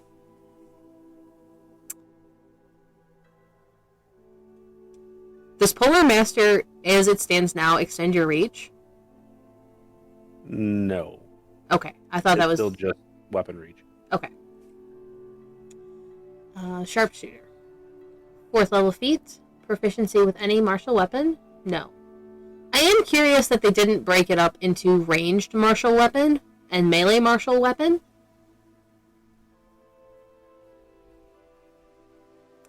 Non-repeatable. You can make shots that others find impossible, granting you the following benefits. Dexterity ASI. Bypass cover. Your ranged attacks ignore half cover and 3/4 cover. Firing in melee. Being within 5 feet of an enemy does not impose disadvantage on your range attack rolls with weapons. And long shots. Attacking at long range does not impose disadvantage on your range attack roll with weapons. Okay, so... I like that much more than the sharpshooter that we have now. Yes, because, well, sharpshooter that we have now is great if you're fighting weaker enemies, and you just hit them once and die. Because -5 +10 typically can take care of that. I like firing in melee. Yes. Makes archer builds a little bit less. Okay, I have to stand over here. And you can make a heavy armor archer with this. So right now, in order to not be imposed disadvantage to be in melee, you have to take Crossbow Master, which is literally useless to you other than that single ability. This actually gives you a not wasted feat. Yes, which, given that, I'm gonna have to put a list together of like which one I'm gonna allow and which one I'm not for the new style. I will allow this one on Vaz, by the way, once we ever get back to that game, which I'm trying. I know. But yeah, no, I would definitely allow you to replace your Crossbow Master with this one. Yeah, which actually that's a fighting style. Oh. For him. The close quarter shooter. Oh yeah, because you made that or something like that. Yeah, it was a non-core D&D thing. Yeah. I would let you swap it out. We can figure that out later. Shield Master. 4th level feat. Prerequisite, shield training. Non-repeatable. You've trained to use shields, not just for protection, but also for offense, granting you the following benefits. Strength ASI. Shield Bash. If you attack a creature within 5 feet of you as part of your attack action and hit it with a melee weapon, you can immediately bash the target with your shield if it's equipped, forcing the target to make a strength save against a DC of 8 plus your strength mod plus your proficiency bonus. On a failed save, you knock the target prone or push it 5 feet away. You can use this benefit once on each of your turns. Interposed Shield. If you are subjected to an effect that allows you to make a dexterity saving throw to take only half damage, you can use your reaction to take no damage if you succeed on the saving throw and are wielding a shield, interposing your shield between yourself and the source of the effect. I love this so much. So, the main things that I see here are they give a specific DC for the shove. They take away the AC bonus to the dexterity save. Mm-hmm. if I read that properly. However, if you still pass it, you take no damage. Which I like. Yes, which is honestly the entire reason why I always took Shield Master if I could. Yeah. It's shield evasion. Like, yeah, because I didn't care about the rest of it. Because the shove is kind of hard to pull off. This, it makes it easier. Mm-hmm. And then the other one, like, okay, cool, you add a +2. Yes. Which can be huge, but let's be honest here, eh. So I'd be willing to allow this one as well. Not gonna lie. Yeah, I very much like that, but it doesn't work for S because she's already at strength 20. Yeah. So, like... But, like, Egan or Forrest... Oh, yeah. No, that's great for them. Yeah. And I think your buddy might have Shield Master. Which buddy? I think. Vargas? Yes. Ah. I'll look at it later. Alright, so we are on Skulker now. Yes. 4th level feat, prereq, Dex 13, non-repeatable. You are an expert at slinking through the shadows, granting you the following benefits. ASI of Dex, you have blind sight with a range of 10 feet. Fog of War, exploiting the distractions of battle, you have advantage on dexterity stealth checks you make as part of the hide action during combat. Sniper, if you make an attack roll while hidden and the roll misses, making the attack roll doesn't end the hitting condition on you. Archer builds! This is gonna be fun. So Skulker already gives you the sniper ability. Does it? Yes. However, Fog of War and Blind Sight are completely new. The blind sight's interesting. Yeah. Which right now, Blind Sight is dim light doesn't impose disadvantage on perception checks. I don't know how I feel about that. Right now, the new Skulker ability feels like it doesn't know what it wants to do. Yeah. Because Blind Sight being thrown in there is kind of weird. Right. Fog of War, cool. I get that. If it was Blind Sight, Fog of War, and another melee ability, cool. If it was Fog of War and Sniper and another ranged ability, cool. Right now, it just feels all over the place. Yeah, like Fog of War, Sniper, and Ignore half cover. Okay, cool. I get that. Not necessarily 3/4 cover, but half cover. Right. Or Blind Sight, Fog of War, and advantage on finding hidden enemies. Yeah. Something like that. Then, okay, cool. All three together is kind of weird. I get what they were going for, but it's kind of weird. I'll still take it. I'm not gonna lie. Yeah, it's not bad. It just feels like it doesn't know what it wants to do. And if you take Sharpshooter, you can make a melee archer build. You can, which would actually be rather fun, I think. You get a short bow. Yeah, which this could work with. But still, it's weird. You could make your heavy armor archer for this. Yes. And honestly, it will probably work pretty damn well. Yeah, that would be fun. I wonder if there's a way to get strength onto your bow. In my games, they're hard. Well, I meant raw coming into this. I'm curious to see. Not. I'm curious to see what the weapons are going to be like. Yes. So, Speedster, which the name of this scares me. 4th level feat, prereq Dex or Con 13, non-repeatable. You possess exceptional speed and stamina, granting you the following benefits. ASI of Dex or Con. We have another Con one, which is nice. Speed increase. Your speed increases by 10 feet if you are not wearing heavy armor. Dash over difficult terrain. When you take the dash action on your turn, difficult terrain does not cost you extra movement speed for the rest of that turn. That 10 movement speed increase, boy. Okay, so this is basically mobile, except it takes away the if you make a melee attack, then attack of opportunity doesn't happen. Right. And it specifically says wearing heavy armor as well. Little bit worse overall, but not terrible. But you get the ASI with it, which balances it out. Makes it better. So net worse, but not much worse. Yes. If you would want to take this, I would allow it. Yeah, there doesn't seem to so far be too many that are net negatives overall. Only a couple. Yeah, I think this is the third, probably. Yeah, second or third.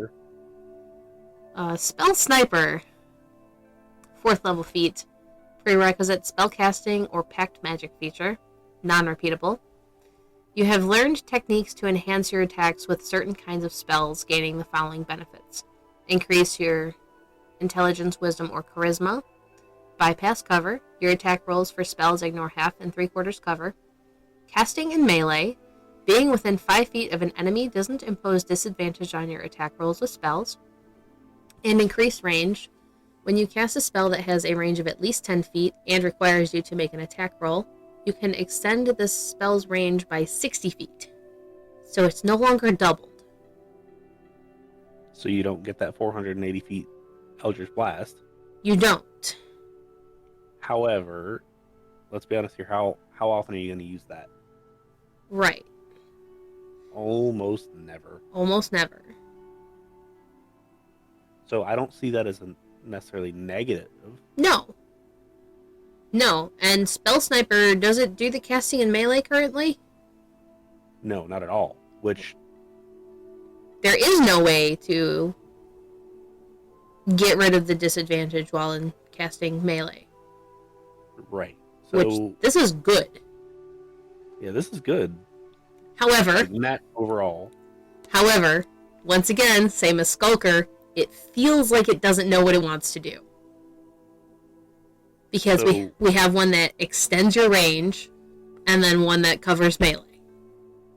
Right, but going with the crossbow expert and sharpshooter, it kind of falls in line with that as well. It's just they wanted to add the extra thing because right now you get a cantrip, but you have to pick a specific class. So, and that's the last part of Spell Sniper, which, right, whatever. Yeah, that is kind of whatever. I don't know, I like Spell Sniper. I like this new one a lot.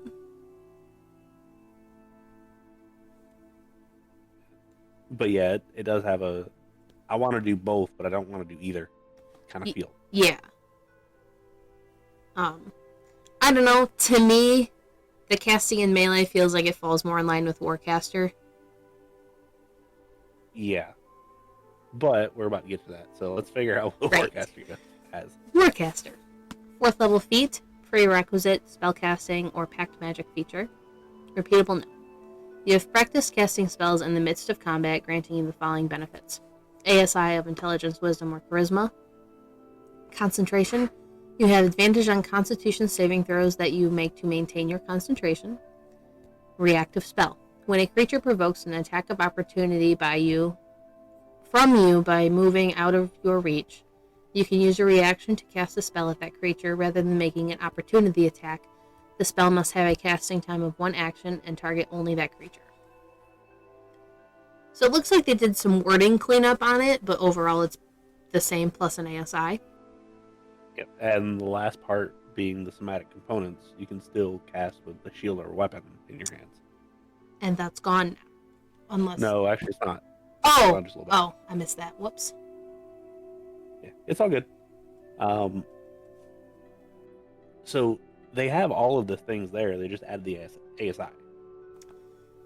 Which, it was a fantastic one to begin with. It's even better now. I still think that the casting and melee should be in it, though. Yeah, it would make more sense to have casting and melee in this. Not gonna lie. But maybe they didn't do that because it would make it too strong. I guess, but I don't know, the spell sniper doesn't feel like it should fit it. Neither does the other one you talked about for archer. It doesn't feel like it fits. Yeah. But I don't know where else they would have put it without making it two entirely new feats. Yeah, and that's probably why they lumped it in. I'm sure it is. And then finishing up with weapon training. 4th level feat. No prerequisites. Non-repeatable. You have practiced extensively with a variety of weapons, gaining the following benefits. Strength or Dex ASI, and weapon proficiency, in which you gain martial weapon proficiencies. Which I think right now you have to select weapons. Yes, I believe. And I think you get 3. 3 or 4.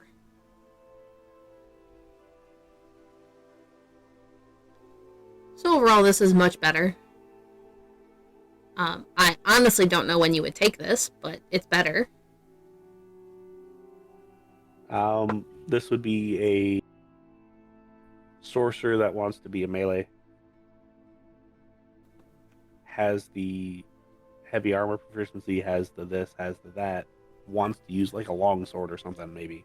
I suppose, but I don't know. I feel like simple weapons would work better. Yeah, especially since they're realigning certain weapons too. Right. So, like, unless if they're giving them specific simple weapons.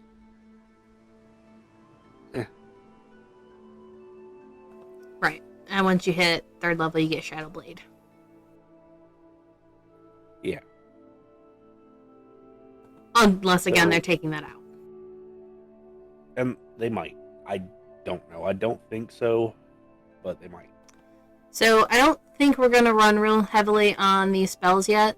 We'll wait until probably the Magic Casters comes out. Yeah, and then we'll probably have a spot just for spells. Yeah. So we will kind of bypass this a little bit. Seeing as there's literally like 3 or 4 pages of spells that don't give any description. Right.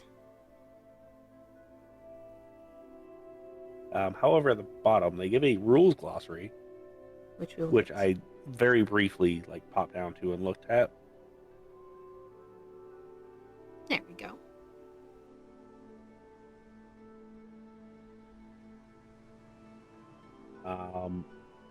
The majority of them are pretty much like what they say. Ability checks, same thing. Armor training.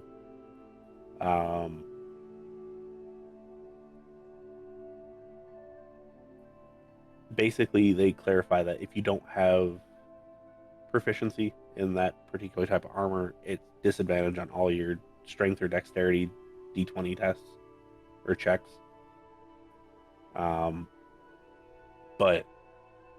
And you can equip a shield, but if you don't have that proficiency, then you don't get the bonus. So I don't know why I'd have the shield.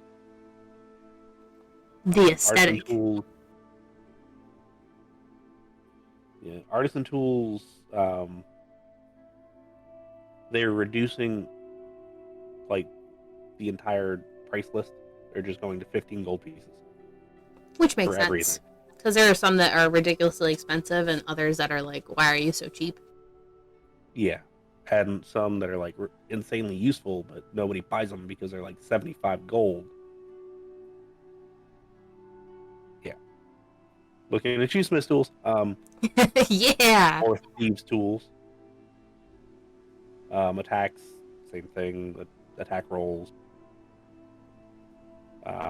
Going down to arcane spells, it specifically says spells for bards, sorcerers, warlocks, and wizards. And artificers technically fall under that, but they don't have that in here because they're not in the player's handbook. Oh, they do give some. Oh. They give bark spell. That's weird that it's the only one that's on here. Probably because it goes with the ranger thing. Actually, there are a couple more that are on here. We Which can. I didn't see. That's fine. We can still save all the spell things to do on their own. Yeah. So we're gonna go over that. Blind sight is pretty much the same. Blind sight, you see things that you wouldn't normally see. Climb speed, creature types. I don't think they added any. Doesn't look like it. Like it does. Does specifically say like certain spells only affect things in X group. So like cure wounds doesn't work on a construct. So remember that. Warforged. D20 tests seem to have changed from their previous iteration, however. Yeah. D20 tests are your checks, your rolls, your saves, basically. So just to read this new one real fast. The term D20 test encompasses the three main D20 rolls of the game: ability, attack, and saving throws. If something in the game affects D20 tests, it affects all three of the rolls. Whenever a player character rolls a 1 for a D20 test, the character gains heroic inspiration. The DM determines whether a D20 test is warranted in any given circumstances. So it doesn't have the automatically pass or fail things anymore. Yes.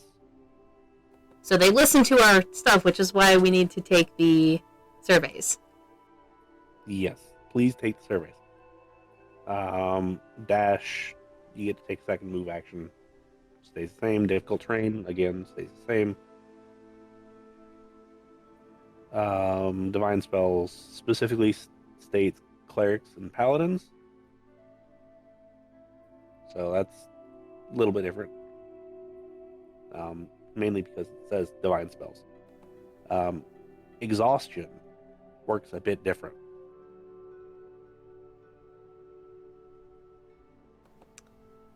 Which would make like a battle rager, or a berserker rather. Battle rager is the spiked one. Yes, yes. Berserkers. This exhaustion makes berserkers a little bit more viable. So I'll read this one out real fast because it has changed a lot. While you are subjected to the exhausted condition, known in older books as exhaustion, you experience the following effects. Levels of exhaustion. This condition is cumulative. Each time you receive it, you gain 1 level of exhaustion. You die if your exhaustion level exceeds 10. Used to be 5, I believe. D20 rolls affected. When you make a D20 test, you subtract your exhaustion level from the D20 roll. Spell save DCs affected. Subtract your exhaustion level from the spell save DC for any spell you cast. Ending the condition. Finishing a long rest removes 1 level of your exhaustion. When your exhaustion levels reach 0, you are no longer exhausted. So they've removed the different tiers of penalties to just strictly it affects your D20 rolls and your spell save DCs. Which makes it more mathy, but it makes rules easier. I think I would have liked a little bit of a mix of the two, because at some point you are going to slow down. Yeah. I mean, you're right. But you're not going to hit Mach 2 when you have 5 levels of exhaustion? Yeah. Which I'm not going to lie. Past level 2, I don't know what the heck the exhaustion is. So your movement speed is halved. You have disadvantage on skill checks at level 3. And then I forget what 4 is because I've never actually hit 4, but I was running 3 a lot on Fry. Yeah, I think it's your speed is 0. I think you're right. And then at 5 you die. Wrong there.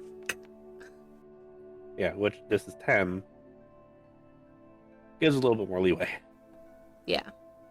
I don't know. In my opinion, I think post 5 you should start seeing other negative effects. Like the disadvantage. That's where it should start factoring in. Yes. Like the D20 rolls and spell save DC should be the entire time. I like that. But I think post 5 you should start seeing other restrictions. Yes. Expertise. I think it reads the exact same. Basically, just double your proficiency on a chosen skill proficiency. Yeah, I believe so. Fly speed. You get a fly speed. You can fly. Cool. Um, Gaming sets, they reduced all of their costs down to 1 gold piece, which is kind of nice. It allows a little bit more. A little bit more what?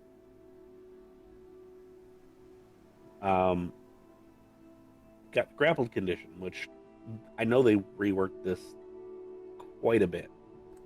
At least grappling. Would you like me to read it out loud then? Um, the high points, because I think I pretty much know what the high points are. Your speed's still 0 when you're grappled. The grappler doesn't get grappled, which is a big thing. You get disadvantage on your attack rolls against any target other than who is grappling you. So you have crazed like orc trying to get at your wizard. Barbarian goes and gives a bear hug. Orc has disadvantage. Kind of nice. Can be used well with compelled duel. Ooh, that'd be fun. Um, Skipping the guidance spell, however, it looks interesting, like an interesting change. I will look at that later. Yeah. Help, pretty much the same thing.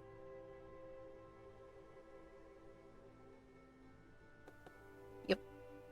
Heroic Inspiration is the new thing here.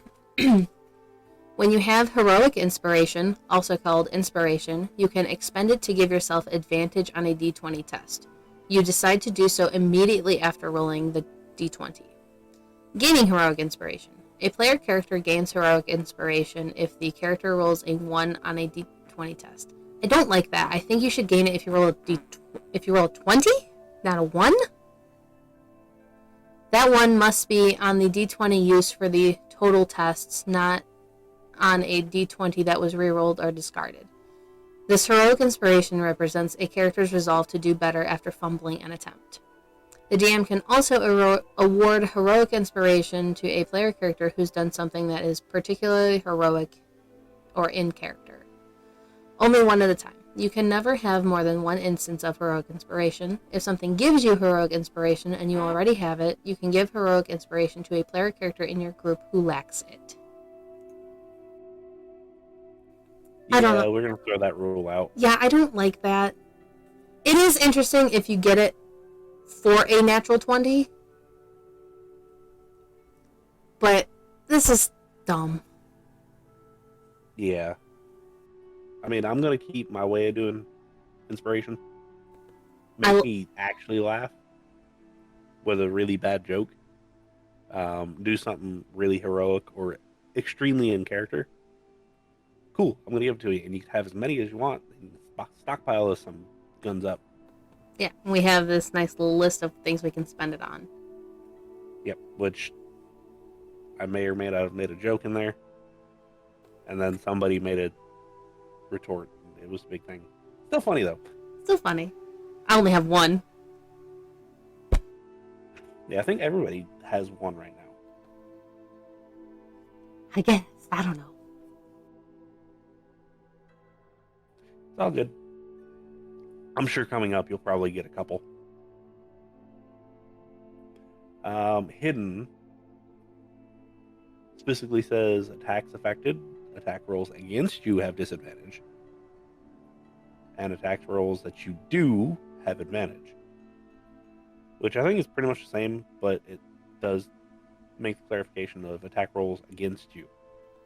Yeah, I don't think they say anything about it in the current one. Yeah.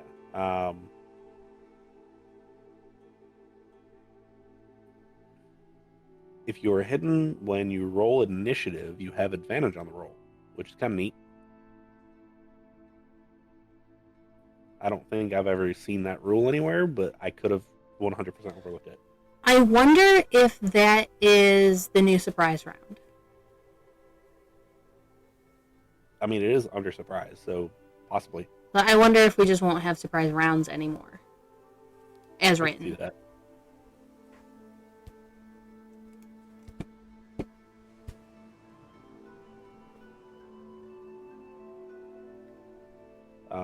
Hide action gives a specific DC for the stealth check. I don't know how I feel about that. Yeah, I feel like it should still go against the perception. Like, But how often is a level 1 character always going to be a DC 15 hide, or a level 3 character going to hit a DC 15 hide while being a rogue? I mean, over 50% of the time if we're going off average. Because let's be honest here, a rogue plus 3 dex plus 2 proficiency, that'd be 15. I mean, I guess. I don't know. I just don't like... Right. I don't like a lot of these set DCs. Some make sense, some no. Right, some do. But I don't like ones like that. Yeah, I'm probably not going to use this. Just saying. Incapacitated, it's pretty much the same. Influence, which... That's a new one, I think. Pretty sure.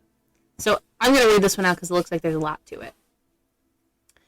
With the influence action, you can try to influence another creature to do something you request or demand. This action can be used only on creatures controlled by the DM, and it isn't mind control. It can't force a creature to do something that is counter to the creature's alignment or that it otherwise repugnant to the creature. This action has 3 main parts: attitude, interaction, and a charisma check. Attitude. A creature's attitude determines how a character can influence that creature. Each DM-controlled creature has one of the following attitudes towards the player characters. Indifferent. This is the default attitude your DM can This is the default attitude for DM-controlled creatures. An indifferent creature might help or hinder the party depending on what the creature sees as most beneficial.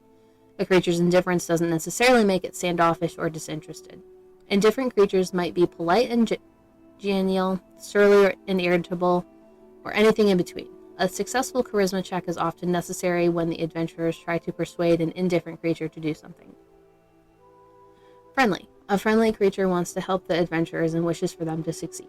For tasks or actions that require no particular risk, effort, or cost, friendly creatures often help happily. If an element of personal risk is involved, a successful charisma check might be required to convince a friendly creature to take that risk. Hostile. A hostile creature opposes the adventurers and their goals, but doesn't necessarily attack them on sight. The adventurers need to succeed on one or more challenging charisma checks to convince a hostile creature to do anything for the party's behalf. However, the DM might determine that the hostile creature is so ill-disposed towards the characters that no charisma check can sway it, in which case the first check fails automatically and no further influence attempts can be made on the creature unless its attitude shifts.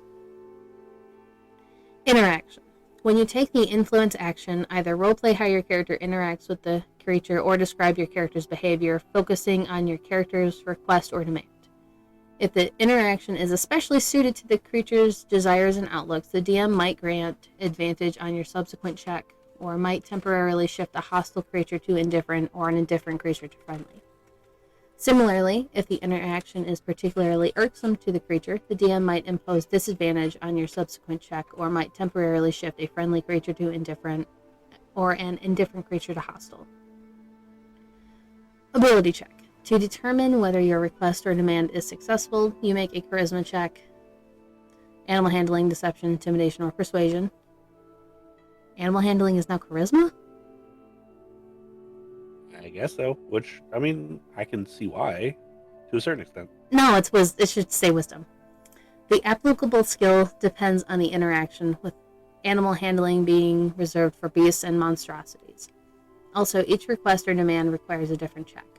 The creature's attitude determines the DC required to achieve specific responses as shown in the influences response table.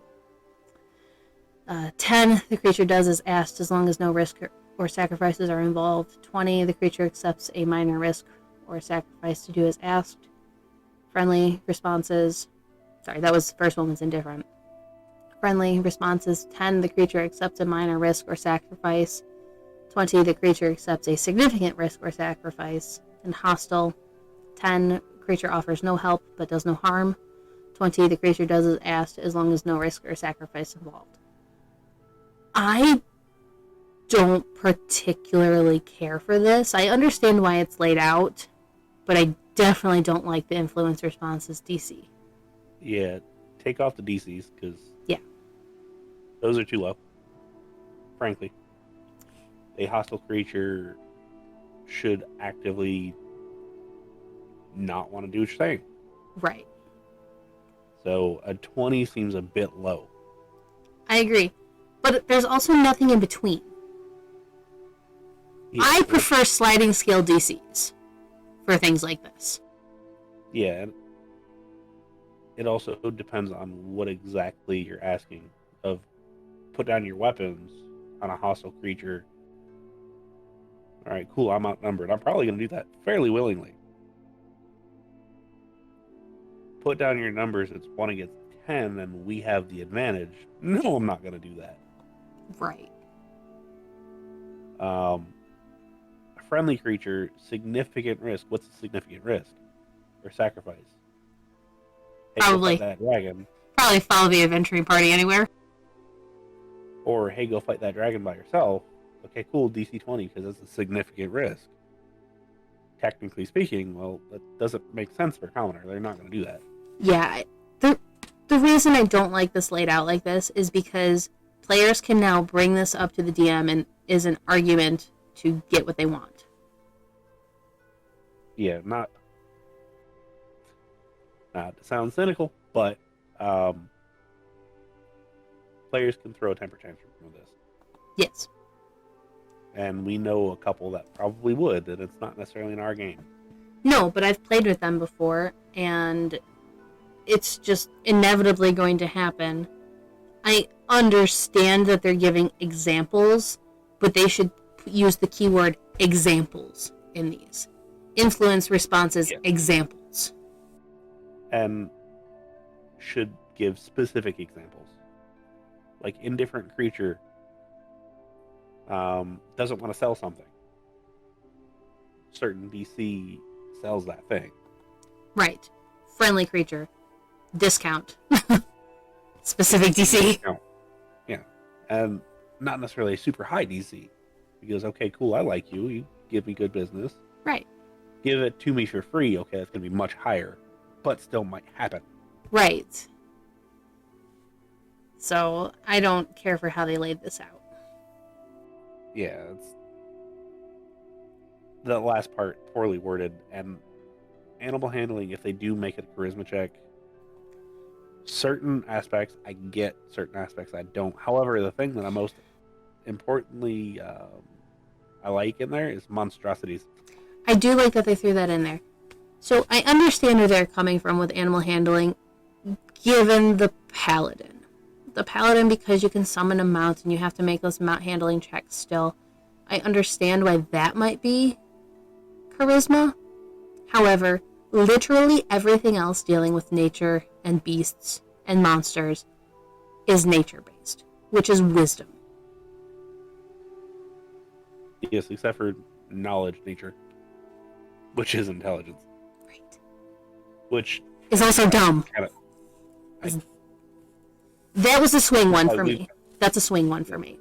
Yeah, we've talked about this, about like alternate abilities for certain uses of certain checks. This is one where I would allow, under the right circumstances, alternate uses. Or potentially even like backgrounds. Like, if a character has a very bookish background, yeah, go ahead and use intellect as your base for nature. Sure, yeah. You've read a lot. However, someone that grew up in the thick of it, no, you can't use intelligence for it, but sure, you go ahead and use your wisdom, because you've experienced it. Yeah. Like, oh, I have a druid that has a 20 in wisdom and a 6 intelligence. I'm going to know about nature. Right. Sorry. Yeah, absolutely. might not be super smart, might be basically Bubba from backwoods Ballplay, Alabama. He knows pretty much everything there is about that snake over there. It might be, hey, don't eat that berry. Oh yeah, why? Because I've tried it. Versus, hey, don't eat that berry. Oh yeah, why? Because I read about it in the book and it's a very poisonous berry and you don't want to eat it. And it'll make you have the runs versus it's poisonous. Anyway, moving on. Invisible, pretty much the same thing from the best of like my quick scan. Jump specifically has a jump action, which is kind of nice to have. Kind of not.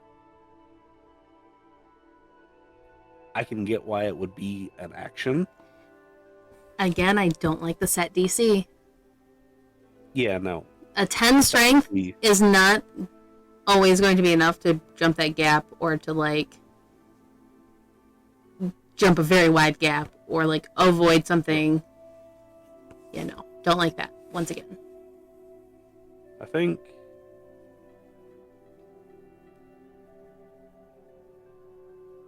this is one of those that you could probably argue that sliding scale DC. What do you mean, probably? Absolutely.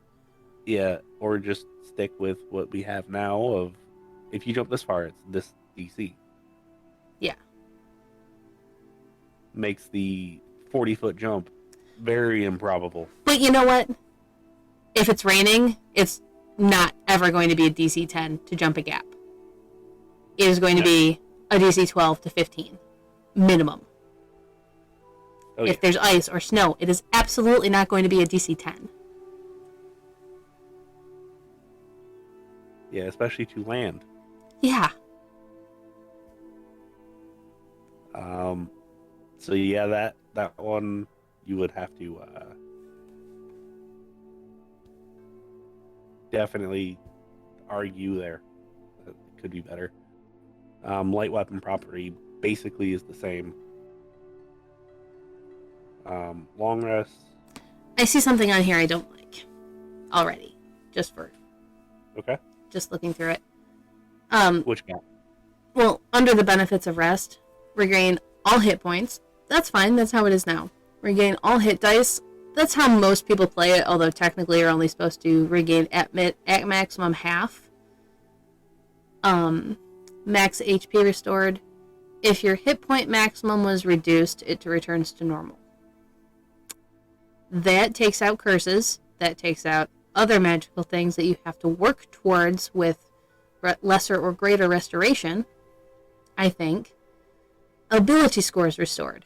If any of your ability scores are reduced, they return to normal. Again, taking out greater and lesser restoration requirements. Yeah. That's what I don't like. Those last two, I'm probably going to ignore under every circumstance. Yeah. There should be a thing on there with a comma that says, unless stated otherwise. Yeah. In which case, cursed weapons, curses, specifically drains, I'm looking at you, Intelligence Devourer, will now, rules as written, be restored after a rest. Yeah.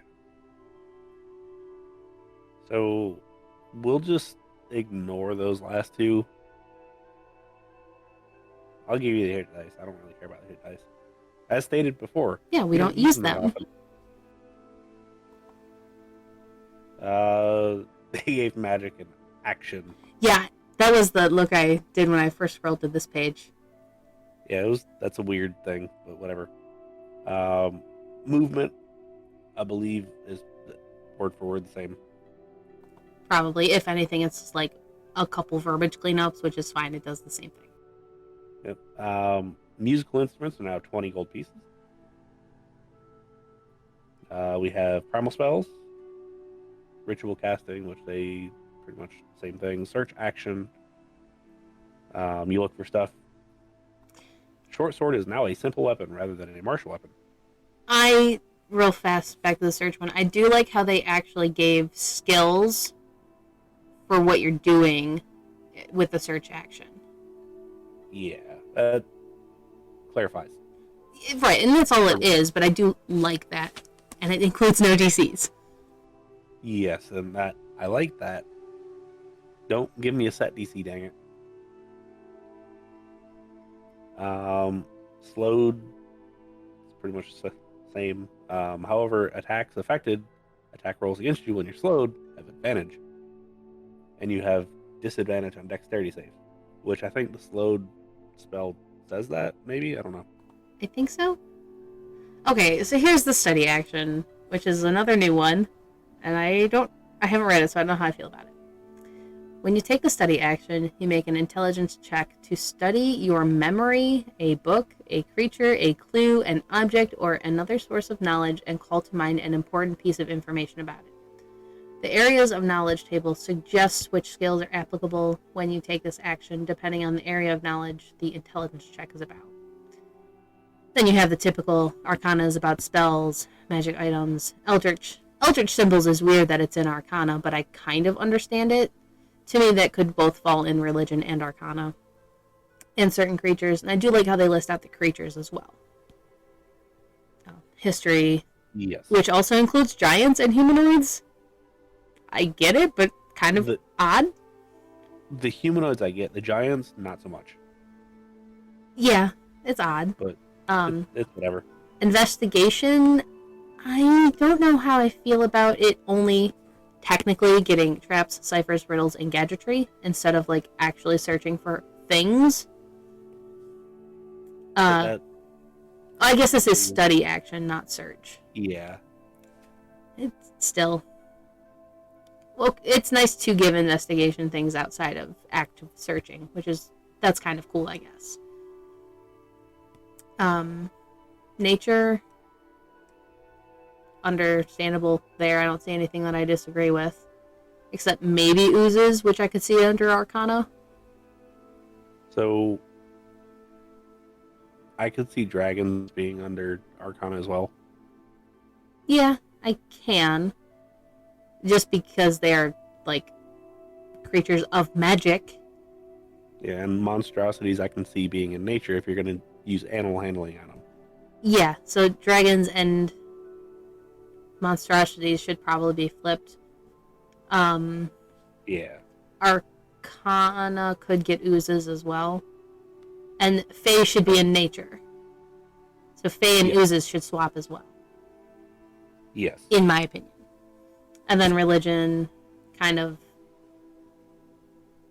See? Celestials, fiends, undead. You could technically put certain Fae in there as well. So here's the funny thing. Religion includes cults. Arcana gets eldritch symbols. Those two fairly often go hand in hand. Yes. However, they do say holy symbols. So the eldritch symbols, if they're not a holy symbol... Yeah. I get it. At that point, that's legitimately semantics. I know. Make an argument on either way. Right. You're going to lose both ways. I get it, and it does say suggests. This is a suggestion, which I do like how they threw that word in there. Yes, I always like suggestions. However, making this an action is kind of ridiculous. Bonus action going to free action, maybe. Yeah. I don't know. They're giving actions the thing that feel unneeded to say. However, I guess if you're new coming into this, you do need it said. Yeah. It's fine. We'll figure it out. Tool proficiencies, they still haven't given us like a specific list of like this tool for this proficiency. However, there's guides out there that you can look at that give suggested. Teleportation, I don't know why they have that in there. Yeah, that's odd. But it's cool, at least people know it's there, and it's a thing. Tremor sense is cool as shit. Very, very minimally used, though. Which I believe dwarves get it now. Yes. Which is kind of cool. But, again, one of those... And then unarmed strike, still 1 base damage plus strength modifier. Kind of sucks. But I mean, how hard are you really going to punch somebody? It makes sense though, and I think Monk is the one that will switch it to strength or dex. Yes. So it makes sense to me. And it gives a grapple escape DC, which having that there cleans things up like tremendously. Yeah. The So set, I like stuff like that. the set Don't give me- DCs for grapples and other things like that makes sense. It makes combat go And- faster, it makes it cleaner, it makes it easier. Grapples, spells, other abilities during combat. Anything outside of combat, don't give me a specific DC. Exactly. And then shove, which is in there as well. You can do that now, but just nobody ever does because, Yeah, the only time I've seen shove used is very specific instances to like push people off of a cliff or something, or if you currently have Shield Master. Shadow has used it a few times on his paladin. Yes. And I believe that covers the rest of the PDF. That is the entirety of the PDF. We just skipped a couple of the spells, which we might have to come back to once that one comes out, but that's fine. Yeah. Worst case scenario, we wait until the end and we do an entire spell thing. That also would be good too, but I don't see the warrior getting much. I'm just worried about the feats. I hope this isn't all of them. It felt like it was, though. I don't think so because there wasn't enough mage or warrior things specifically just for mage and warrior. But there was specific ones for just warrior and just mage. So I'm worried. Yeah. It just didn't seem like enough. That's what I agree with. So, like, I think we'll probably see like Tavern Brawler and Fighting Initiate and Magic Initiate, Eldritch Adept. I hope we Stuff see like things that. like that. I suppose, though, this is just what's technically in the player handbook and not other ones. That is also true. Because, like they said, Artificer's supposed to be the expert, which is what this is. But they're not in here because they're not in the player's handbook, so. Right. I don't know. I think net classes, some are really good, some could be better. Yes. Feats, I feel like, are a net positive. By I a think they're lot, moving- minus 2 or Yeah. 3. Yes, I feel like they're moving in the right direction for that. And I think they're trying to clarify a whole lot, which is nice. Yes, the clarification is nice. I think they've over-clarified some of the stuff. But overall, I can agree with this as long as these set DCs don't become a problem. Yeah. Because, like I said, don't give me a set DC, because I will power game to make that set DC just my standing. And that is the problem with that.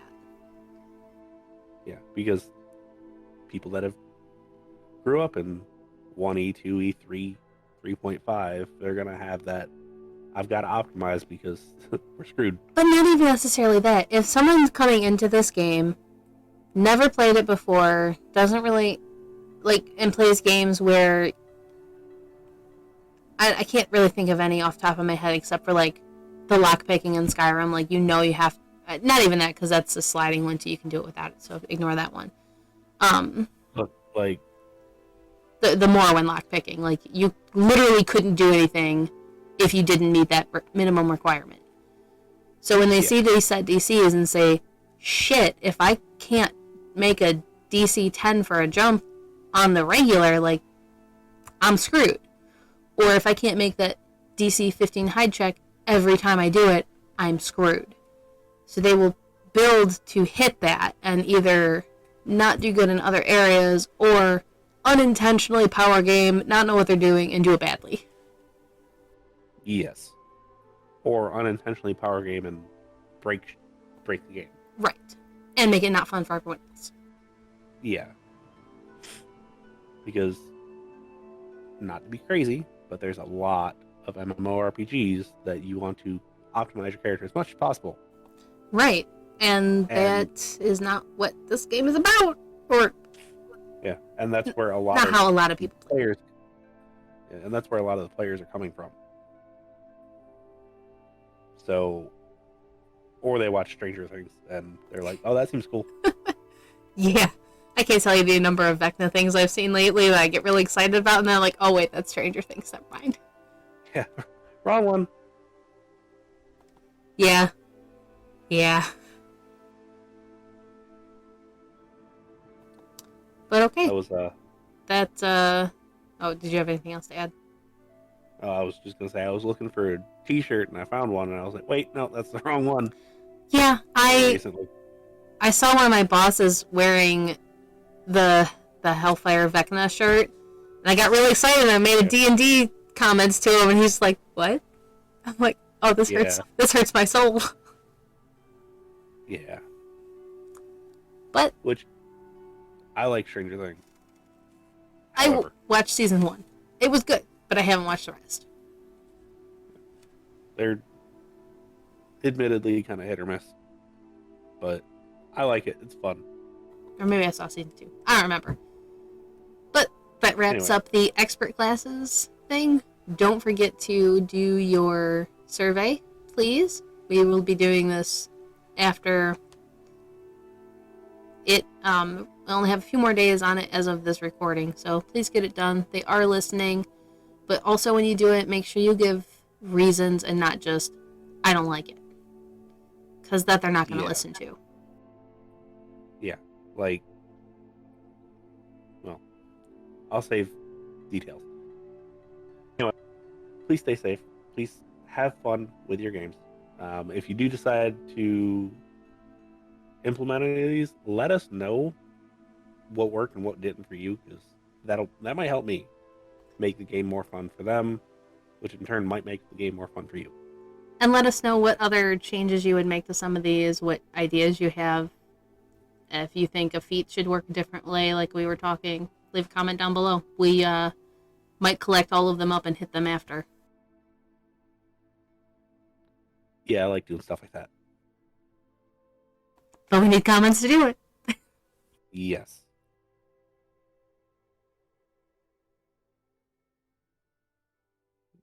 Have a good night.